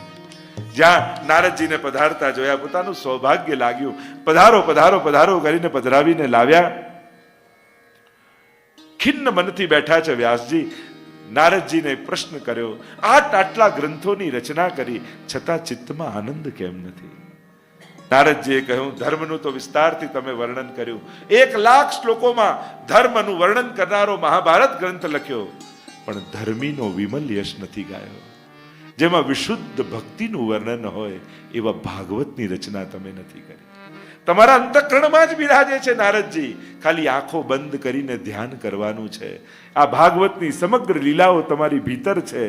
અભિવ્યક્ત કરો તો પૂર્ણાનંદનો અનુભવ થશે. ભાગવતની રચના કરો. નારદજી કહેવા લાગ્યા, મારી સામે જુઓ વ્યાસજી, પૂર્વજન્મ 3 જન્મની કથા કહી, પોતાના ગત 3 જન્મની. અરે હું દાસીનો પુત્ર હતો. અમારા ગામમાં કેટલાક મહાત્માઓ પધાર્યા, મારી માને ચાકરીમાં રાખી દીધી. રોજ સત્સંગની સભા થતી ને હું પાછળ બેઠો બેઠો સાંભળતો. મહાપુરુષોની વાણી સાંભળતા સાંભળતા મારું અંતઃકરણ પવિત્ર બની ગયું. જ્યાં મહાત્માઓનો જવાનો સમય થયો, મેં ચરણ પકડી લીધા, કહ્યું કે હવે આપના વગર મારાથી નહીં જીવાય, મને પણ આપની સાથે લઈ જાઓ. મહાત્માઓએ કહ્યું, તું તમારી માનો એકનો એક દીકરો, જ્યાં પહેલા એની આજ્ઞા લઈ લે તો તને લઈ જઈએ. માએ જવા ન દીધા. તું જતો રે તો મારું કોણ? રોકી લીધા. મહાત્માઓ તો પધારી ગયા. એકવાર મારી માં નારદજી કહેવા લાગ્યા, ગૌશાળામાંથી જતી હતી ને સર્પે દંશ દીધો. પડતા પહેલા ગાયની પૂંછમાં હાથ લાગી ગયો અને મારી માનો ઉદ્ધાર થઈ ગયો. હવે તો કોઈ રોકનારું હતું નહીં, ટોકનારું હતું નહીં. ઉત્તર દિશા તરફ આગળ આગળ આગળ આગળ આગળ નદીઓ, પર્વતો, વનોને પસાર કરતા કરતા હું આગળ ગયો. વિશાળ વટનું વૃક્ષ હતું, નીચે બેઠો, સમાધિ લાગી. ભગવાન આવ્યા, કહ્યું, આ જન્મમાં તને મારી પ્રાપ્તિ નહીં થાય. સૃષ્ટિનું વિસર્જન થઈ રહ્યું છે, બધું જ સમાઈ જશે મારામાં. ફરી સૃષ્ટિનું સર્જન કરીશ, ત્યારે તમે મારા અવતાર રૂપે જન્મ લેશો. અને જેમ ભગવાને કહ્યું એમ જ થયું. સૃષ્ટિ સમાઈ ગઈ, ફરી સૃષ્ટિનું સર્જન કર્યું અને નારદજી સ્વયં ભગવદ અવતાર રૂપે, બોલીએ નારદ ભગવાન કી જય. જો ભગવાનના અવતાર રૂપે મારો જન્મ થયો. ત્રિલોકમાં પરિભ્રમણ કરું છું. કેવલ ભગવાનની વિશુદ્ધ ભક્તિ દ્વારા આજે દેવર્ષિ રૂપે મારું પ્રાગટ્ય છે. વ્યાસજી, ભાગવતની રચના કરો. એ રચશો ત્યારે જ પરમ સંતોષનો અનુભવ થશે. નારાયણ નારાયણ નારાયણ કરતા નારદજી તો પધારી ગયા. સરસ્વતીમાં સ્નાન કરી સ્વયં વ્યાસજી સમાધિમાં બિરાજમાન થયા અને ભાગવતની બધી જ લીલાઓ વ્યાસજીના નેત્રોની સામે પ્રગટ થવા લાગી. રચના નથી, પ્રાગટ્ય છે ભાગવતનું. ઋષિ એને જ કહેવાય, ઋષય મંત્ર દ્રષ્ટારઃ. જેને મંત્રોના દર્શન થાય એને ઋષિ કહેવાય. और व्यास जी को महाभारत और भागवत की सभी लीलाएं नेत्रों के आगे दिखने लगी. एक एक घटनाओं आंखनी सामे देखाय અને વ્યાસજી બોલતા જાય અને ગણપતિ લખતા જાય. ત્રણ ભાષા છે ભાગવતમાં, એમ મહાપ્રભુજી કહે, લૌકિક, પરમત અને સમાધિ. સમાધિ ભાષા વ્યાસસ્ય પ્રમાણમ તચ્ચતુષ્ટયમ. સમાધિમાં બિરાજમાન થયા અને લીલાઓ દેખાય. મહાભારતનું રણસંગ્રામ પૂરું થયું છે. આખું કુરુક્ષેત્રનું મેદાન વિશાળ સ્મશાન ઘાટ બની ગયું છે. કોઈના કપાયેલા ધડ, કોઈના મસ્તક, કોઈના હાથ, કોઈના પગ પડ્યા છે. ગિદ્ધ, સમડી, શ્વાન એ કપાયેલા મડદાઓમાં માંસના લોંદાઓ ખેંચી ખેંચી ખાઈ રહ્યા છે. ચારે બાજુ દુર્ગંધ વ્યાપી છે. દૂર દૂર સ્ત્રીઓના રડવાના અવાજ સંભળાય છે. બાળકોની કિકિયારીઓ સંભળાય છે. ઢગલાઓ પડ્યા છે મડદાઓના. ચારે બાજુ દુર્ગંધ વ્યાપી છે. યુદ્ધમાં કોને લાભ થાય?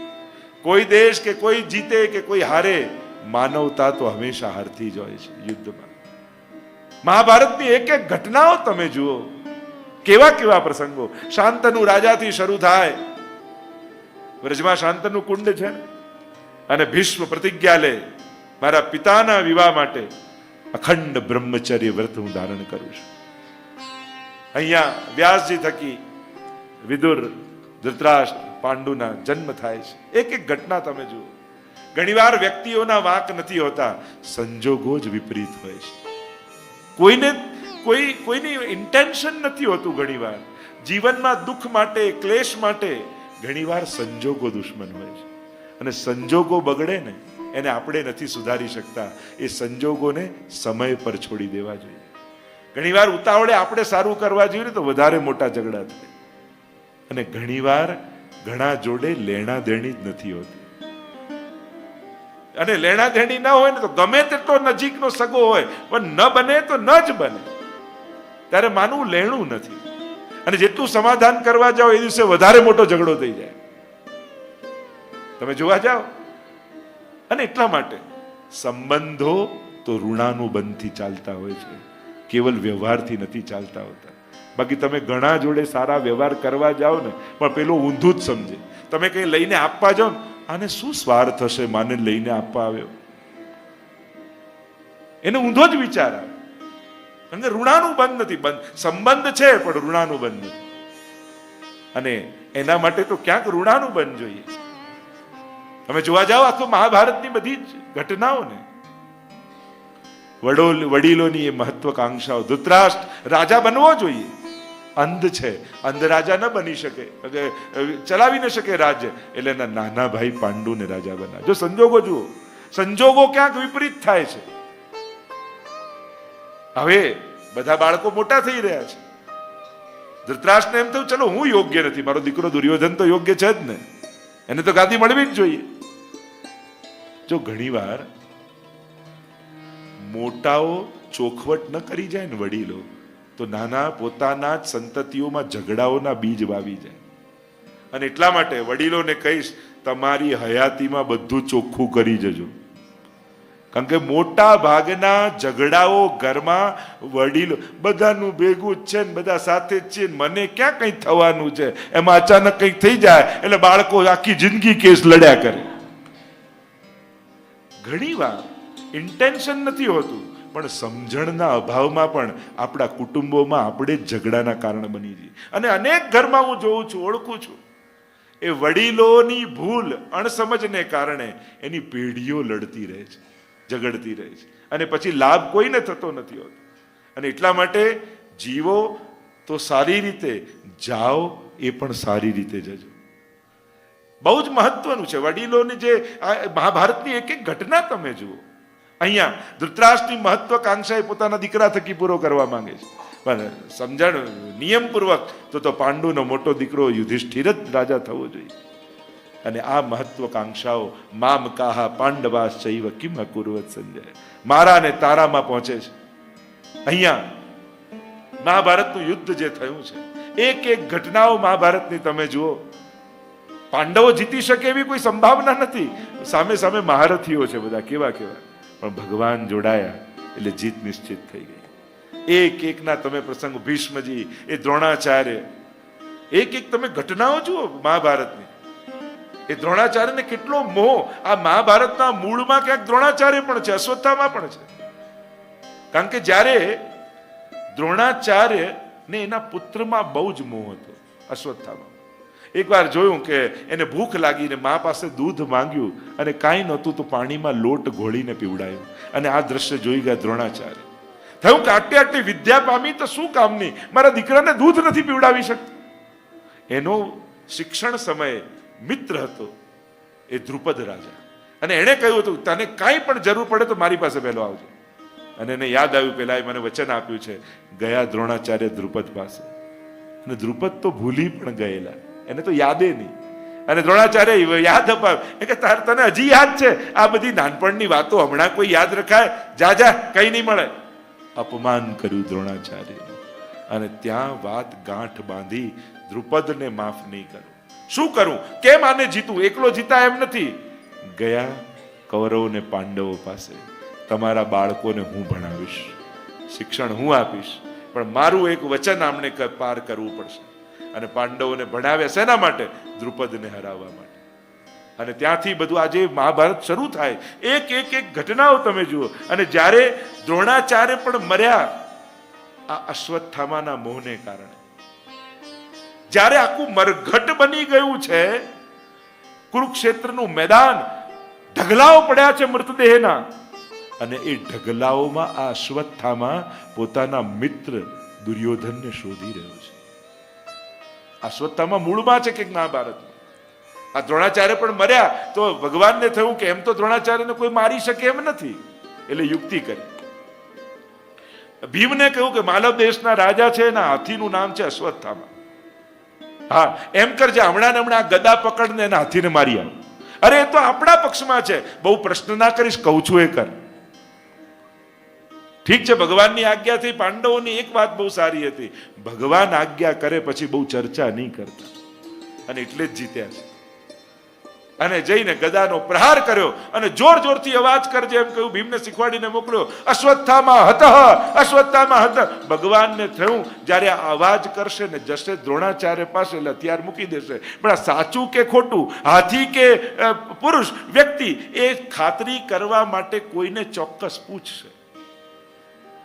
અને બીજું કોઈ નહીં, પણ યુધિષ્ઠિરને જ ખાતરી કરશે, કારણ કે એ અસત્ય બોલતો નથી. એટલે ભગવાને યુધિષ્ઠિરને બોલાવે, અહીંયા આવો.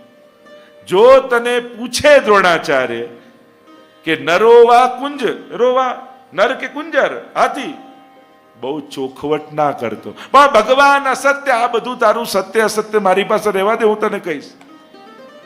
યા બોલે તો ધીમે રહીને બોલજે. યુદ્ધમાં ક્યાં સંભળાવવાનું છે? તારે સત્યનો બહુ આગ્રહ છે તો આમ કરજે. અને ભગવાને કહ્યું ને, અશ્વત્થામા હતો જ્યારે સાંભળ્યું દ્રોણાચાર્ય ચારે બાજુ વિવળ બનીને જોવા લાગ્યા, હથિયાર મૂકી દીધા. ખાતરી કોની પાસે કરું, કોને પૂછું? આ ભીમને પૂછું તો કઈ આડાવડા જવાબ આપશે. સામે કૃષ્ણ, અરે આને પૂછીશ તો એના અનેક અર્થો નીકળશે, ખબર જ નહીં પડે શું કે છે. યુધિષ્ઠિર પાસે જઈને પૂછ્યું, નરોવા કુંજરોવા? અને યુધિષ્ઠિર કહ્યું, અશ્વત્થામા હતા.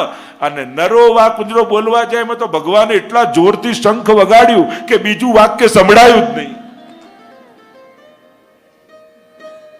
અને ત્યાં જ્યારે આમ થયું કે જાણે પુત્ર ગયો, હથિયાર મૂકી દીધા, નીચે બેસી, રથ પરથી નીચે ઉતરી ગયા, સમાધિમાં બેસી ગયા. ભગવાને કહ્યું, અર્જુન હથિયાર કાઢ, કાઢ તલવાર, શિરચ્છેદ કરી દે. ભગવાન, પણ કેમ મારી શકું? ભીમ તું માર. અરે ભગવાન, ગુરુને કેમ મરાય? યાદ આવ્યું, આમનું મૃત્યુ તો દુષ્ટદ્યુમ્નના હાથથી છે. આજ્ઞા કરી, ઉતાર નીચે, માર. પણ ધર્મનું શું? અરે આ દ્રોણાચાર્ય છે, જ્યારે ચક્રવ્યૂહમાં ફસાવી અને યુવાન બાળકને મારી નાખ્યો હતો. હવે આ શેના ધર્મની વાત કરો છો? અને યુદ્ધના મેદાનમાં જો યોદ્ધા હથિયાર મૂકી દે તો એનો વાંક કહેવાય. અને ત્યાં વધ કરી નાખ્યો. એક એક એક એક ઘટનાઓ તમે જુઓ મહાભારતની, જ્યારે પ્રસંગોને તમે જુઓ છો તો રોમાંચ થઈ જાય. ધર્મ અને અધર્મ ક્યાં નક્કી કરવો? અને જ્યારે યુદ્ધ માથે ચડ્યું હોય ત્યારે આ જ કહેવાતા ધર્માત્માઓ કેવા કેવા પગલાઓ લે છે. આ એક એક માણસ કેવો હોવો જોઈએ એ રામાયણમાં છે, કેવો છે એ મહાભારત બતાવે છે, અને કેવા થવાનું છે એ ભાગવત શીખવાડે છે. અહીંયા अश्वत्थामा, आप देखिए अश्वत्थामा ढूंढ रहा है मित्र को, कहां गया दुर्योधन? અને એટલામાં દૂરથી અવાજ સંભળાયો, મિત્ર. કાન ઊંચા થયા અશ્વત્થામાના. આ તો દુર્યોધનનો અવાજ છે. શોધતો શોધતો શોધતો ગયો, લોહીના ખાબોચિયામાં અંતિમ શ્વાસો દુર્યોધન ગણી રહ્યો છે.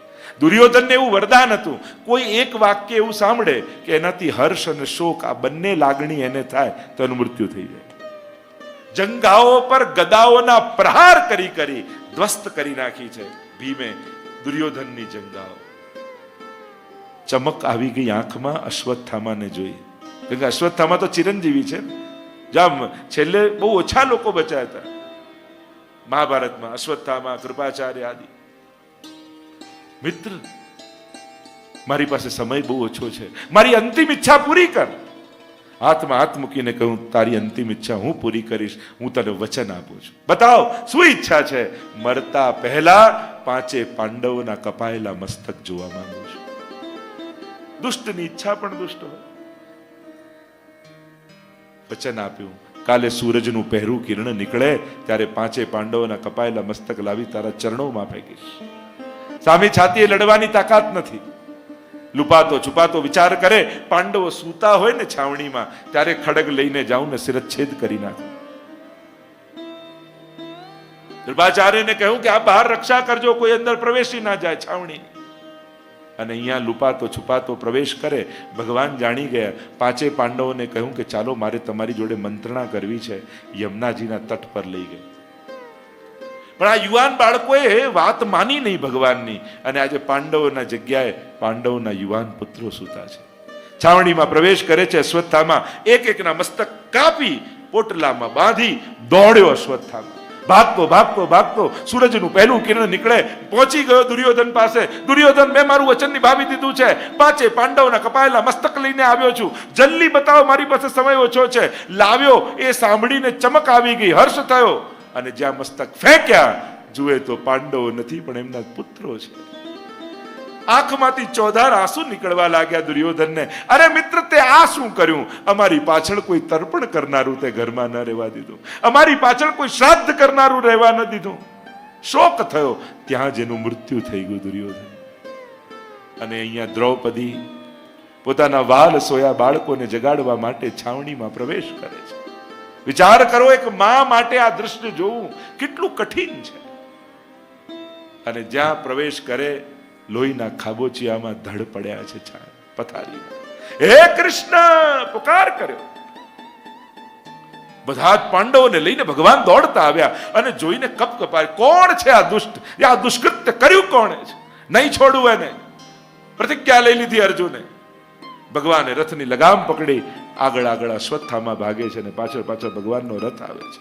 કેશથી પકડ્યો, વાળથી પકડી, કેશથી પકડી ઘસીટતા ઘસીટતા એક જેમ પશુને બલિ ચડાવવા માટે ઘસડીને લાવવામાં આવે એમ અશ્વત્થામાને ઘસીટતા ઘસીટતા લાવે છે.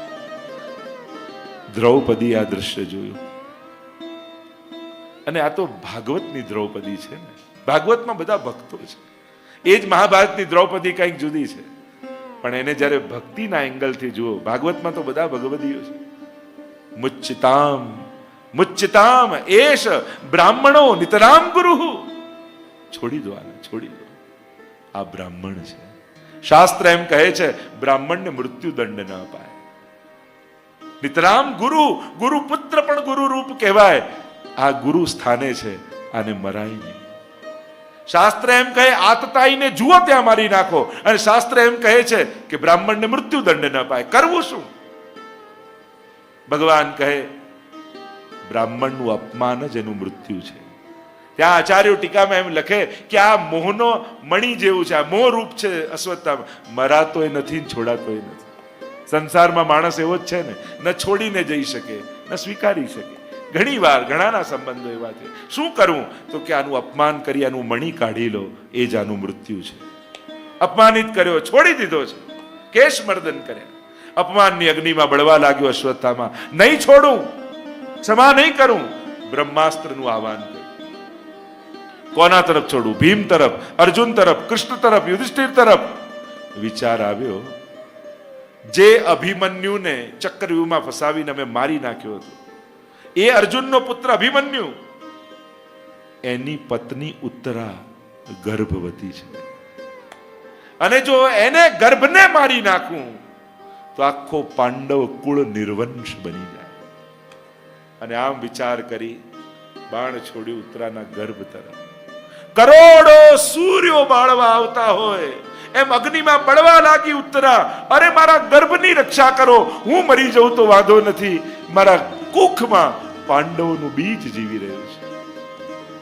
હે પ્રભુ પાહી પાહી મહાયોગિન દેવ દેવ જગતપતે નાન્યમ ત્વદ ભયમ પશ્યે યત્ર મૃત્યુ પરસ્પરમ.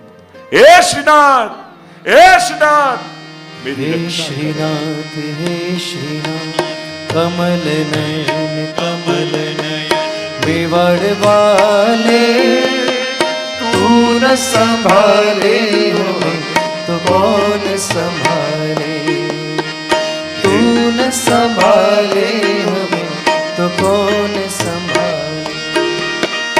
तुम्हें छोड़ जाऊं मैं किसके दुआरे, तुम्हें छोड़ जाऊं मैं किसके दुआरे. तू न संभाले हमें तो कौन संभाले. પાહી પાહી મહાયોગિન દેવ દેવ જગતપતે નાન્યમ ત્વદભયમ પશ્યે યત્ર મૃત્યુ પરસ્પર. પ્રભુ રક્ષા કરીએ. અંગુષ્ઠ માત્રનું રૂપ ધારણ કરી પરમાત્મા ઉત્તરાના ગર્ભમાં પ્રવેશ કરે. એક કુખમાં રહેલું, ભીતર રહેલું બાળક ચારે તરફ જુએ છે, આ સુદર્શન લઈને કોણ મારી રક્ષા કરી રહ્યું છે? ઘણી માતાઓના વર્ણન ભાગવતમાં છે જેના કુખે ભક્તો અવતર્યા, ભક્તો આવ્યા. ઘણી માતાઓના વર્ણન ભાગવતમાં છે જેની કુખમાં ભગવાન આવ્યા. પણ ભાગવતની આ એકમાત્ર માં છે જેની કુખે ભક્ત અને ભગવાન બંને નિવાસ કર્યો. ઉત્તરા ધન્ય છે, રોહિણીજીના અંશ રૂપ છે મહાપ્રભુજી કહે છે. એની કુખમાં ભક્ત અને ભગવાન બંને અત્યારે બિરાજી રહ્યા છે. ભક્તની ભગવાન રક્ષા કરી રહ્યો છે. જન્મ લેતા એ બાળક ચારે બાજુ જોવા લાગ્યું કે કોણ મારી રક્ષા કરતું હતું. પરિઈક્ષતિ ઇતિ પરીક્ષિત. જે ચારે તરફ પરમાત્માને શોધે એ જ પરીક્ષિત છે. અહીંયા ભગવાન કહેવા લાગ્યા કે કેટલા સમયથી હું અહીંયા છું, દ્વારિકાવાસીઓ મારી પ્રતીક્ષા કરતા હશે, અબ મેં દ્વારિકા જાઉં. ભગવાનને બધા મનાવે છે, રોકાઈ જાઓ પ્રભુ, આપના વગર આ સુખ ભોગવીને શું કરીશું. પ્રભુ જવા તૈયાર થયા, માનતા નથી. એટલામાં સામેથી સફેદ સાલડો પહેરી ધીમે ડગલે કુંતાજી આવ્યા. પ્રભુ થોડા નજીક ગયા અને જ્યાં કુંતાજી હજી નિકટ આવ્યા અને પ્રભુના ચરણોનો સ્પર્શ કરવા ગયા અને પ્રભુ 2 ડગલા પાછળ ખસી ગયા. અરે ફૈબા, આ શું કરો છો? માં, માસી અને ફોઈ આ ત્રણેય તો સમાન આદરણીય કહેવાય. મહારૂપ છે આ ત્રણેય. મારે તમને પગે લાગુ, તમે મને કેમ લાગો છો? અને સ્તુતિ કરતા કુંતાજી બોલ્યા, નમસ્યે પુરુષમ ત્વાદ્યમ ઈશ્વરમ પ્રકૃતે પરમ અલક્ષમ સર્વભૂતાનાં અંતર્બહિરવસ્થિતમ નમસ્યે પુરુષમ ત્વાદ્યમ. પ્રભુ, આપકો નમસ્કાર. અરે આપ મને કેમ પગે લાગો છો? મારે આપને લાગવું જોઈએ. ત્વમેવ આદ્યમ પુરુષમ, આપ તો આદિ પુરુષ છો. આદિ પુરુષ તો બ્રહ્માજી છે, હું બ્રહ્મા છું. પ્રકૃતિ પરમ, પ્રકૃતિને પર છો આપ. જો એટલે જ આપણે ત્યાં હિન્દુ સમાજમાં મહાદેવજીનું આરાધન છે, વિષ્ણુનું આરાધન છે, બ્રહ્માજીનું આરાધન નથી હોતું. કારણ શિવ અને વિષ્ણુ શાશ્વત છે, ઈશ્વર કોટીના છે. બ્રહ્માજીને જીવ કોટીના માનવામાં આવે છે, કારણ કે શાશ્વત નથી. કારણ કે સૃષ્ટિનું સર્જન થાય ત્યારે ભગવાનની નાભીમાંથી કમળ, કમળમાંથી બ્રહ્માજી પ્રગટે. સૃષ્ટિનો લય થાય ત્યારે બ્રહ્માજીનો લય થઈ જાય છે. બ્રહ્માજી શાશ્વત નથી હોતા. સૃષ્ટિના લય સાથે બ્રહ્માજીનો લય છે. અને સૃષ્ટિનું સર્જન થાય ત્યારે ભગવાન પાછા બ્રહ્માજીનું સર્જન કરે છે. અને એટલે બ્રહ્માજીનું આરાધન નથી હોતું. પ્રકૃતે પરમ, આપ તો પ્રકૃતિને પર છો. આપ તો ઘટઘટની જાણનારા છો. આપ તો જેમ એક કોઈ અજ્ઞાની કોઈ નાટકને જોતું હોય અને નાટકને સાચું માની લે. પેલો નાટકમાં રડવાનો કોઈ એક્ટિંગ કરતો હોય ને માણસ અહીંયા એને જોઈને રડે ને સાચું માની લે. અમે પણ એવા અબૂધ છીએ. આપ પણ મનુષ્ય બનીને એવા નાટકો કરો છો કે અમે પણ મોહાઈ જઈએ છીએ આપનામાં. એક એક ઘટનાઓને યાદ કરતા કુંતાજી કહે, ભગવાન પાસે જ્યારે પણ જાઓ ને તો નથી મળ્યું એની ફરિયાદ લઈને ન જાઓ, જે મળ્યું છે એનો આભાર લઈને જાઓ. આપણે બધાની મોટા ભાગની તકલીફ છે જે નથી મળ્યું એની ફરિયાદ લઈને જઈએ છીએ. અરે ભગવાને તમને જે માંગ્યું એટલું નથી આપ્યું, તમે તો કલ્પ્યું નહોતું ને એટલું આપ્યું છે. વિચાર કરો, તમે જ્યારે બિઝનેસ ચાલુ કર્યા, તમે જ્યારે ભારત છોડીને અહીંયા આવ્યા, ક્યારેક કલ્પના હતી કે આજે જેવું જીવન જીવો છે એવું જીવન મળશે? 2 બેગ ભરીને ક્યાંક વડીલો આવ્યા, ક્યાંક તમે આવ્યા હતા. ફ્લાઇટમાં 2 બેગ ભરીને ઉતરેલા. અને આજે ભગવાને જે ઘરમાં તમને રાખ્યા છે એની કલ્પના કરી હતી? જે ગાડીમાં ફરો છો એની કલ્પના કરી હતી? જે જીવન જીવો છો એની કલ્પના કરી હતી? માંગ્યું એટલું નથી આપ્યું, તમે કલ્પ્યું નહોતું એવું ભગવાને તમને આપ્યું છે. એટલે ફરિયાદ કરવાનો આપણો અધિકાર જ નથી. કયા મોઢે ફરિયાદ? અને આપ્યું ત્યારે આભાર નહીં માનો તો લઈ લેશે તો કયા મોઢે ફરિયાદ કરવા જશે? અને એટલે નથી મળ્યું એની ફરિયાદ લઈને નહીં, એને જે આપ્યું છે એ ભગવાન આગળ ઊભા રહીને યાદ કરો. પ્રભુ તે આ આપ્યું, તે આ આપ્યું. મને તો વિચાર કરતા ડર લાગતો હતો કે આવું ઘર ક્યારે મારે. સ્વપ્નમાં પણ હું નતો વિચારતો કે આવા ઘરમાં રહીશ, આવું જીવન ભોગવીશ. છતાંય તે આપ્યું. મેં તો વિચાર્યું નહોતું. ઉપકારોને યાદ કરો. કુંતાજી એક એક ઉપકારને યાદ કરે છે અહીંયા સ્તુતિ કરતા. વિશાન મહાગને, એ વિશ્વાળા ભોજનમાં, એ લાક્ષાગૃહમાં, એ વનવાસ સમયે ક્યાં ક્યાં આપે અમારી રક્ષા કરી છે. અને આપણને પણ યાદ હોય, ઘણી વાર જીવનમાં એવા સંજોગો આવ્યા હશે, હવે તો ખતમ, હવે ગયા, હવે અટવાઈ ગયા, હવે ફસાઈ ગયા, હવે આમાંથી બહાર નહીં નીકળાય. છતાંય ભગવાને બહાર કાઢ્યા ને. કેવા કેવા નબળા સંજોગો જીવનમાં આવ્યા હશે, એમ લાગ્યા હવે ચારે બાજુથી ઘેરાઈ ગયા છે, હવે કાંઈ જીવનમાં બહાર નહીં નીકળીએ. છતાંય ભગવાન કોઈની કોઈથી ભીતર પ્રવેશ કરી આપણને ઉગારી લીધા. તો એ 4-5 ઘટનાઓ યાદે આપણને હોય, અહીંયા બચાવ્યા, અહીંયા બચાવ્યા, આમાં બચાવ્યા. 5-10 ઘટનાઓ યાદે હોય, પણ હજારો દુઃખોને આપણા સુધી પહોંચવાય નથી દીધા. એ તો આપણને ખબર નથી હોતી. ઉપકાર તમારા ભારે રે ઓ શ્રીજી બાવા. સબ ગાય. ઉપકાર તમારા ભારે રે ઓ શ્રીજી બાવા. હું નિરખું વારે વારે રે ઓ શ્રીજી બાવા. પ્રભુ તારા ઉપકારો યાદ કરું, બે હાથ અને ત્રીજું માથું, હું શું બદલો ચૂકવી શકું? તે જેટલું મને આપ્યું છે એના બદલામાં હું તને શું આપી શકું? કાંઈ નથી મારી પાસે, તારા શરણમાં છું. ઓ મેં જે માંગ્યું તે આપ્યું, દુઃખ પડતા પહેલા કાપ્યું, મને નિજ પદમાં સ્થાપ્યું રે ઓ શ્રીજી બાવા.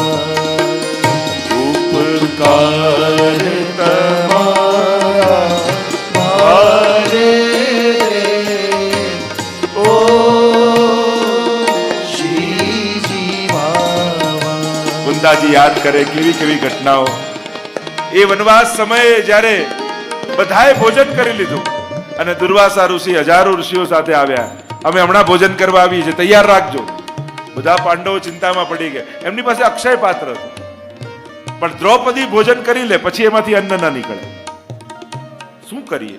બધા ચિંતામાં પડી ગયા. હમણાં ઋષિ આવશે ને શ્રાપ આપી દેશે. ભગવાને કહ્યું, એ પાત્ર મને બતાવો. જોયું તો પાત્રમાં એક ચોખાનો દાણો હતો. ભગવાને દાણો લઈ મોઢામાં મૂક્યો, ઓડકાર ખાધો. બધા ઋષિઓને ઓડકાર આવવા લાગી ગયા. બધા કે ચાલો જમવા. અરે અમારાથી તો નહીં જમાય, પેટ એકદમ ફૂલ છે. ઓડકાર આવી રહ્યા છે, તૃપ્ત છીએ, અમારાથી ભોજન નહીં થાય. પ્રભુ કેવી કેવી લીલા આપે કરી. એ દ્યુત ક્રીડામાં આ કહેવાતા બધા મોટાઓ બધા જ બેઠા હતા અને એક સ્ત્રીની ચીર ખેંચાઈ રહ્યા છે, પગે પડે છે, રક્ષા કરો દાદાજી, રક્ષા, મને બચાવો, મારી લાજ બચાવો. બધા મસ્તક ઝુકાવીને બેઠા હતા અને ત્યારે દ્વારિકાનો નાથ દ્વારિકાથી દોડતો આવીને મારા ચીર ભર્યા હતા. એક એક ઘટનાઓને કુંતાજી યાદ કરે.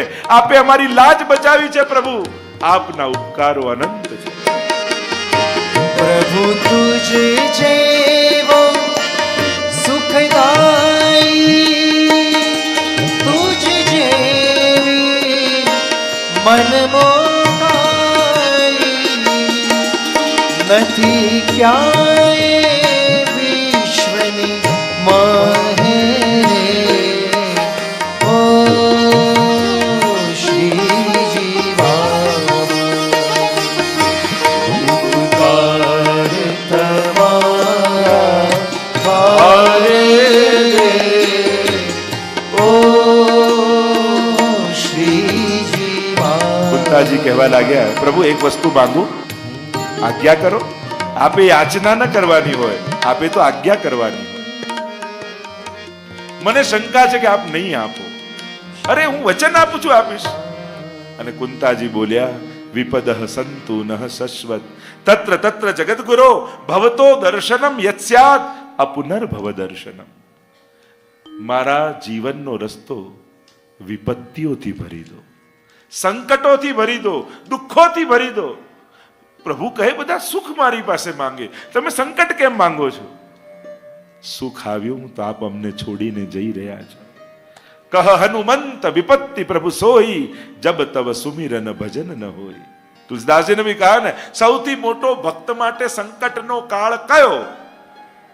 સૌથી મોટો દુઃખનો કાળ એ કે જ્યારે ભગવાન ભૂલાઈ જાય. પ્રભુ સુખ આવ્યું ને આપ જવાની વાત કરો છો. દુઃખના સમયે અમારી આગળ આગળ ચાલતા હતા, તો પ્રભુ સુખ કરતા તો દુઃખ સારું હતું. અને પ્રભુ આ દુઃખ એટલા માટે માંગુ છું કે સુખ આવે ને તો સંસાર વધી જાય છે. દૂર દૂરના સગાઓ એમ કે અમારા તો બહુ નજીકના, અમારા તો સીધા સગા, બધા સગા થવા આવે સુખીના, પણ દુઃખ આવે ને તો સંસાર અમને છોડીને જતો રહે. ભગવાન એ પ્રભુ કૃપાળુ પ્રભુ છો આપ તો. સંસારને છોડવાની તાકાત અમારામાં નથી, પણ દુઃખ આવશે ને તો અમારે સંસાર નહીં છોડવો પડે, સંસાર જ અમને છોડીને જતો રહેશે. અને એટલા માટે હું વિપત્તિ માંગુ છું. ક્યારે પણ કોઈ પણ સુખ દુઃખનો અંત ન લાવી શકે. કોઈ સુખ દુઃખનો અંત ના લાવી શકે.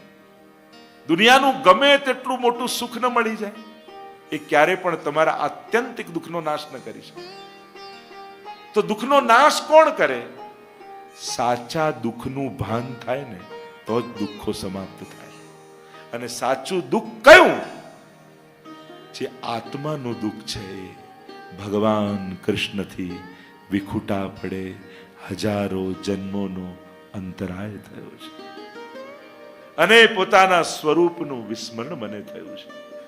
એ ભગવાન કૃષ્ણને મેળવવા માટે જે તાપ ક્લેશનો આનંદ જેને તિરોધાન થયો છે, એવો હું જીવ. બ્રહ્મ સંબંધમાં બોલો છો ને, ભગવાનને મળવાનું જે દુઃખ આત્માનું છે, એ આત્માના દુઃખનું ભાન થાય તો મનના દુઃખો આપમેળે સમાપ્ત થઈ જાય. સાચા દુઃખનું જ્ઞાન જ આ કલ્પિત દુઃખોનો નાશ કરી શકે એમ છે. એટલે જે ક્ષણે યચ્ચત દુઃખમ યશોદાયા નંદાદિનાંચ ગોકુલે ગોપિકાનામ તુ યદ દુઃખમ તદ દુઃખમ શ્યાન મમ ક્વચિત. નિરોધ લક્ષણ નામના ગ્રંથમાં મહાપ્રભુજી આજ્ઞા કરે છે, મને દુઃખ આપો. કેવું? યચ્ચત દુઃખમ, જે દુઃખ યશોદાજીને થયું, જે દુઃખ નંદ બાબાને થયું, જે દુઃખ વ્રજ ભક્તોને થયું, પ્રભુ આવું દુઃખ ક્યારેક મને થાય. જો દુઃખની આકાંક્ષા આપણા આચાર્યો કરે, આવું દુઃખ ક્યાં? નસીબ વાળા હોય ને એની આંખમાં ભગવાનને યાદ કરીને આંસુ આવે. આ ગમે તેને ના આવે. સંસારને યાદ કરીને તો બધા રોજ રડતા હોઈએ છે. આ ના મળ્યું, પેલા એ માન્યું નહીં, પેલો કયું નથી માનતો, અને આ કરતા નથી, પેલું કરતા નથી. સંસારને યાદ કરીને તો રોજ બધા રડે છે. એનાથી મોટો દુર્ભાગી બીજો કોણ? પણ જે ભગવાનને યાદ કરીને રડે ને, એનાથી મોટો કોઈ ભાગ્યશાળી નથી. રોને से और इश्क में बेबाक हो गए, रोने से और इश्क में बेबाक हो गए, धोए गए इतना कि बस पाक हो गए. ભગવાનને યાદ કરીને બે આંખના આંસુ હૃદય પર પડે ને, જન્મ જન્માંતરના કલ્મશો ધોવાઈ જાય. શું ક્યારે સૂતા સૂતા પ્રભુ આટલા વર્ષોથી બિરાજો છો, ક્યારેક તો અનુભવ કરાવો, ક્યારેક તો મને દર્શન આપો. એમ આંખ ભીજાઈને ક્યારે ઓસીકું ભીનું થયું કે નહીં? ક્યાં સુધી હવે પ્રભુ? આટલા વર્ષો થઈ ગયા, હવે આટલી ઉંમર થઈ ગઈ, ક્યારે કૃપા કરશો પ્રભુ? ક્યારેક તો આવો તાપ કરો, ક્યારેક તો પ્રભુ માટે આજીજી કરો કે પ્રભુ કેટલી પ્રતીક્ષા કરવાની, ક્યાં સુધી આપ મારી પરીક્ષા કરશો? ક્યારે કૃપા કરશો? આવો તાપ, આનાથી મોટું બીજું કોઈ સુખ નથી, આનાથી મોટો કોઈ સૌભાગ્ય નથી. અહીંયા કુંતાજી કહે, સંકટ માંગુ છું, પણ મને ખબર છે આપને કરુણા કરતા આવડે છે, દુખી કરતા આપને આવડતું નથી. તો એમ કરો ને, દરેક સ્ત્રી બે જગ્યાએ બંધાયેલી હોય, પતિ પક્ષ ને પિતા પક્ષ. હું 3 જગ્યાએ બંધાયેલું છું. વૃષ્ણિ શું, પાંડુ શું. પાંડુ પક્ષમાં, વૃષ્ણિ કુળમાં, અને ત્રીજું બંધન મારું આપની સાથે છે. ખડગ ખેંચો, બંને લૌકિક બંધન કાપી નાખો, જેથી મારું કેવલ બ્રહ્મ સંબંધ રહી જાય, કૃષ્ણ સંબંધ રહી જાય. કારણ કે સાચા સગા છો શ્રીનાથજી, સુહાગી મારે સાચા સગા છો શ્રી. બીજું સગું તે સૌ મુખથી કહેવાનું, જાણે ધુમાડાની બાથજી. ધુમાડો હોય તમે આમ બાથ ભરો, એમ થાય કે મેં પકડી લીધું, મેં પકડી લીધું, પણ હાથમાં કંઈ હોય ખાલી જ હોય. એમ મારે તો આટલા બધા ઓળખીતા, આટલા બધા સગા, આટલા બધા, પણ છેલ્લે તો ધુમાડાની બાથજી. હાથ ખાલી હાથે જ માણસે જવાનું. એટલે સિકંદર કહેતા ને કે જયારે અર્થીમાં લઈ ગયા તો મારા બંને હાથ ખાલી રાખજો, જેથી દુનિયાને ખબર પડે આટલું બધું જીત્યો, પણ છેલ્લે તો ખાલી હાથે જ જવાનું છે.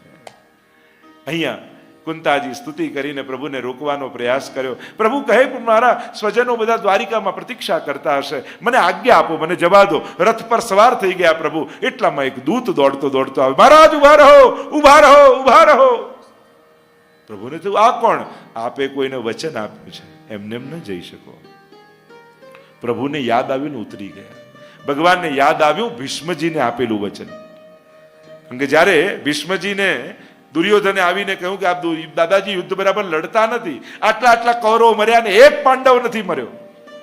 ભીષ્મજીએ કહ્યું કાલે અર્જુન જોડે હું ભયંકર યુદ્ધ કરીશ, પણ બ્રહ્મ મુહૂર્તમાં તારી પત્નીને મોકલજે, હું આશીર્વાદ આપીશ અખંડ સૌભાગ્યવતીના, પછી તારો કોઈ વાળ પણ વાંકો નહીં કરી શકે.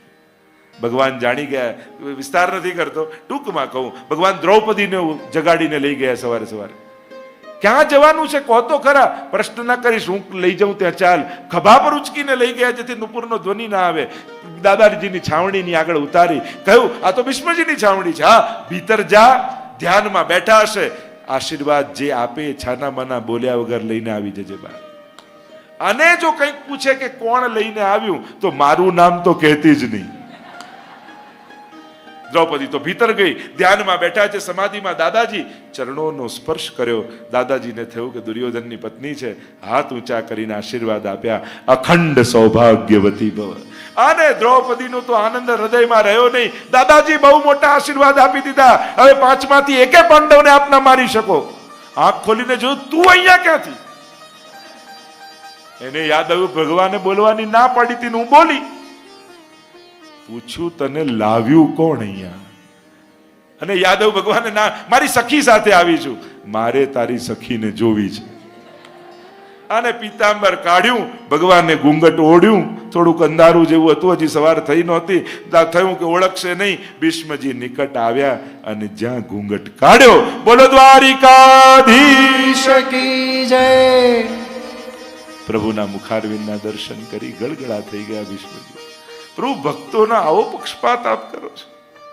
આજે જે રીતે આપ મને મુખારવિંદના દર્શન આપ્યા, વચન આપો મારો અંત સમય હોય ત્યારે આ જ મુખારવિંદના દર્શન આપવા આપ સામેથી પધારશો. અને એ વચન યાદ આવ્યું और वो उस वचन को निभाने के लिए पांडवों को लेकर भगवान भीष्म जी के पास पधारे हैं. बाण सैया पर सुता છે ભીષ્મજી, આખું શરીર વિંધાયેલું છે, ચહેરા પર એ જ શાંતિ છે. લાંબી શ્વેત દાઢી, લાંબા શ્વેત કેશ, પણ પરમ શાંતિ ચહેરા પર. એ જ ભીષ્મજીનું તેજ આજે પણ ઝલકી રહ્યું છે. આખું શરીર વિંધાઈ ગયું છે. ભગવાન પધાર્યા, સમાચાર આપ્યા દાદાજીને, દાદાજી ભગવાન આવ્યા છે. ધીમે રહીને પોતાના નેત્રો ખોલ્યા ભીષ્મજીએ. સામે દ્વારિકાધીશ ઉભા છે. નેત્રોના બંને ખૂણામાંથી દડ દડ દડ દડ અશ્રુપાત થઈ રહ્યા. અને પ્રભુના મુખારવિંદની સામે જોઈ ભીષ્મજી સ્તુતિ કરી છે. ઇતિમતિ રૂપ કલ્પિતા વિતૃષ્ણા ભગવતી સાત્વત પુંગવે વિભુમ્ની. પ્રભુ મારી મતિ આપના સિવાય બીજે ક્યાંય લગાવી નથી અને આપના માટે બચાવીને રાખી છે. મને ભરોસો હતો કે અંતિમ સમયમાં આપ આવશો તો આ મતિને આપના ચરણોમાં ભેટ ધરીશ. પ્રાય બધી સ્તુતિઓ અથથી શરૂ થાય. આ એક સ્તુતિ એવી છે ભાગવતની જેની શરૂઆત જ ઇતિથી થાય છે. બાકી ઇતિ તો છેલ્લે આવે ને, ઇતિ શ્રીમદ ભાગવતે મહાપુરાણે પારમહંસ્યામ સંહિતાયામ એમ છેલ્લે બોલીએ ને અધ્યાયના અંતમાં. આની તો શરૂઆત જ ઇતિ. મહાપ્રભુજી સુબોધનીમાં કહે, इति शब्द कर्म समाप्ति वाचक. मानो भीष्म जी ने अपने सभी कर्मों की समाप्ति इति करी नाखी. आ मति आपना चरणों में धरवी છે. આટલા સંકટોની વચ્ચે, આટલા બાણ સૈયામાં પણ ભગવાનની સુંદરતાને માણી રહ્યા છે ભીષ્મજી. વિચાર કરો, આ વૈષ્ણવ જ કરી શક્યો. સંકટમાં પણ જે શ્રીજીની સુંદરતાને માણી શકે એ જ સાચો વૈષ્ણવ છે. જો નાથદ્વારા તમે જાઓ, આટલા કલાક લાઈનમાં ઉભા હોઈએ અને હજી તો શ્રીનાથજીની સન્મુખ આવ્યા ને ચલો ચલો ચલો હટો હટો હટો, હજી તો દર્શન કર્યા ન કર્યા 1 મિનિટમાં, પણ પાછો બહાર આવીને વૈષ્ણવ શું કે, આનંદ આવી ગયો. કેવા સુંદર લાલ પાગ ને લાલ વસ્ત્રો હતા, કેવી સુંદર માલાજી હાથમાં કમળની ચડી, આજે તો દર્શન કરવાનો આનંદ આવી ગયો. વિચાર કરો, આટલા કલાક તડકામાં લાઈનમાં ઉભા રહેવા છતાં ક્ષણની સુંદરતાનો ઉત્સવ કરે છે વૈષ્ણવ.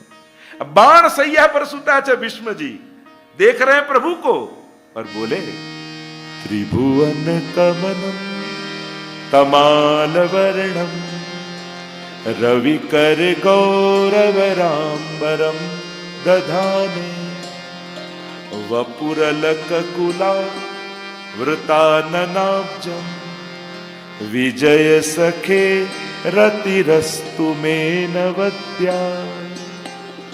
ત્રિભુવનમાં કોઈ કમનીય હોય તો આપ છો. આપનાથી સુંદર અધિક કોણ હોઈ શકે? મધુરાધિપતે રખિલમ મધુરમ. ત્રિભુવન તમાલ વર્ણમ, વૃક્ષ જેવા પરોપકારી આપ છો. વૃક્ષ ઉપર પથ્થર ફેંકો તો સામે ફળ આપે. અમે પણ આપના પર ઘણા પથ્થર ફેંક્યા, આપે તો કૃપાના ફળ જ અમને આપ્યા છે. રવિકર ગૌરવરાંબરમ, સૂરજના કિરણો જેવું પીળું પીતાંબર આપે પહેર્યું છે. દેખો છે પીળું પીતાંબર જ, પણ દરેક વખતે એનો શેડ જુદો હોય. બ્રહ્માજી સ્તુતિ કરે છે તો શું? તડિદંબરાય, વીજળી જેવું પીળું છે. ત્યાં વેણુ ગીતમાં પ્રભુ વેણુનાદ કરતા કરતા વનમાં પ્રવેશ કરે. બરહા પીડમ નટવર વપુઃ કર્ણયો કર્ણિકારમ બિભ્રદ્વાસ કનક કપીશમ, સોના જેવું પીળું છે. અને અહીંયા સૂરજના કિરણો જેવું પીળું છે. રવિકર ગૌરવરામ, ત્યાં સોના જેવું, કારણ કે માયારૂપ પીતાંબર છે. શ્રીઅંગને ઢાંકવાનું છે વેણુ ગીતમાં. અને અહીંયા તો દર્શન આપવા પધાર્યા. સૂરજના કિરણો જેવું, સૂર્યનો ઉદય થાય તો ન દેખાતી વસ્તુ પણ દેખાવા લાગે. જ્ઞાન રૂપ પીતાંબર છે. સ્તુતિ કરતા એક એક ઘટનાઓને ભીષ્મજી યાદ કરે છે. સપદી સખી વચો નિશમ્ય મધ્યે, જ્યારે આપ અર્જુનને આજ્ઞા કરી સેનયોર ઉભયોર મધ્યે રથમ સ્થાપય મેચ્યુત, બંને સેનાઓની મધ્યમાં રથ સ્થાપો. અને દ્રષ્ટિ માત્રથી આયુષ્યનું આપે હરણ કરી લીધું. એ આત્મવિદ્યાનું દાન આપે અર્જુનને કર્યું. એટલે ભીષ્મજી યુદ્ધ લડતા લડતા પણ એનું ધ્યાન પરમાત્મામાં છે. ગીતાજી અર્જુનને સંભળાવી તો ભીષ્મજીએ પણ સાંભળી. કારણ કે કેટલું સૂક્ષ્મ ધ્યાન. વિચાર કરો, એક યુદ્ધના મેદાનમાં કોઈ સામે દૂર ઉભેલી વ્યક્તિના મસ્તક પર આવેલા પરસેવાના બિંદુ જોઈ શકે? અને અહીંયા ભીષ્મજી લખે છે શ્રમવારી અલંકૃતાસ્ય. એ યુદ્ધના મેદાનમાં રથની લગામ પકડી હાથમાં ચાબુક છે અને રથને આમ તેમ દોડાવતા આપ આખા ધૂળથી ખરડાયેલા ઘોડાઓની ખુર્રજ ઉડી અને એનાથી મંડિત આપ છો. કેશ વિખરાયેલા છે અને મસ્તક પર પરસેવાના બિંદુ છે અને એમાં એવા સુંદર આપ લાગો છો. શ્રમવારી અલંકૃતાસ્ય, પરસેવામાં રેબજેબ હોય, કોઈ માટીથી ખરડાયેલો હોય, સુંદર લાગે કે બદસુરત લાગે? પણ ઠાકોરજીની વિશેષતા શું છે? 16 શણગાર સજ્યા હોય અને એકદમ તૈયાર થઈ શૃંગારમાં બિરાજ્યા હોય, એના કરતા પણ અસ્ત વ્યસ્ત થયા હોય, ગોરજથી મંડિત હોય, કેશ વિખરાયેલા હોય અને વધારે સજ્યા હોય એના કરતા અસ્ત વ્યસ્ત હોય ત્યારે કૃષ્ણ વધારે સુંદર લાગે છે. ગોરજ છૂરિત શ્યામલ અંગ. ગોપીઓ પણ કહે છે ને કે અટતી જ્યારે આપ વનમાં ગાયો ચરાવીને પધારો અને ગોરજથી મંડિત થયા હોય ને ત્યારે આપની શોભા કંઈક જુદી જ હોય છે. આ યશોદાજીને કોઈએ પૂછ્યું કે તું આટલા બધા શૃંગાર કેમ ઠાકોરજીને ધરાવે છે? એટલા ભારે શૃંગાર કે ઠાકોરજી દેખાતા જ નથી. કે એટલા માટે જ ભારે ધરાવું છું. કે અમારે તો ઠાકોરજીના દર્શન કરવા બધા પ્રકારના લોકો આવે અને બધા જાતના લોકો આવે. કોઈ મારા લાલનને નજર લગાડી જાય તો એટલે હું સાચા હીરા, પન્ના, માણેક એટલા ભારે શણગાર કરું કે લૌકિક વ્યક્તિ આવે ને એનું ધ્યાન તો દાગીનામાંથી બહાર જાય જ નહીં, મુખારવિંદ સુધી દ્રષ્ટિ પહોંચે જ નહીં. જે ભક્ત આવે એ જ દર્શન કરી શકે એટલે ભારે શૃંગાર ધરાવું છું. એટલે ઘણીવાર લોકોની આજે તો હીરાનો મુગટ, આજે તો દર્શન કરવા જવાનું, તારે મુગટ જોવો છે કે લાલનને? યશોદાજી એવા ભારે ભારે શિંગાર ધરાવે કે લૌકિક વ્યક્તિ હોય ને એની દ્રષ્ટિ તો શિંગારમાં જ અટકી જાય. તો શિંગારથી ઠાકોરજીની શોભા નથી, ઠાકોરજીથી શિંગાર શોભે છે. અમારે તો પ્રભુ એસે. ભીષ્મજીને યાદ આવ્યું, ભગવાને જ્યારે પ્રતિજ્ઞા લીધી કે યુદ્ધમાં રહીશ પણ હથિયાર હાથમાં નહીં લઉં. ભીષ્મજીએ પ્રતિજ્ઞા લીધી, ભગવાનને હથિયાર લેવડાઈશ. સ્વનિગમમપહાય મત પ્રતિજ્ઞા. અને પ્રભુ આપ કેવા કૃપાળુ છો. મારી પ્રતિજ્ઞાને સાચી ઠેરવવા માટે આપે પોતાની પ્રતિજ્ઞા છોડી દીધી.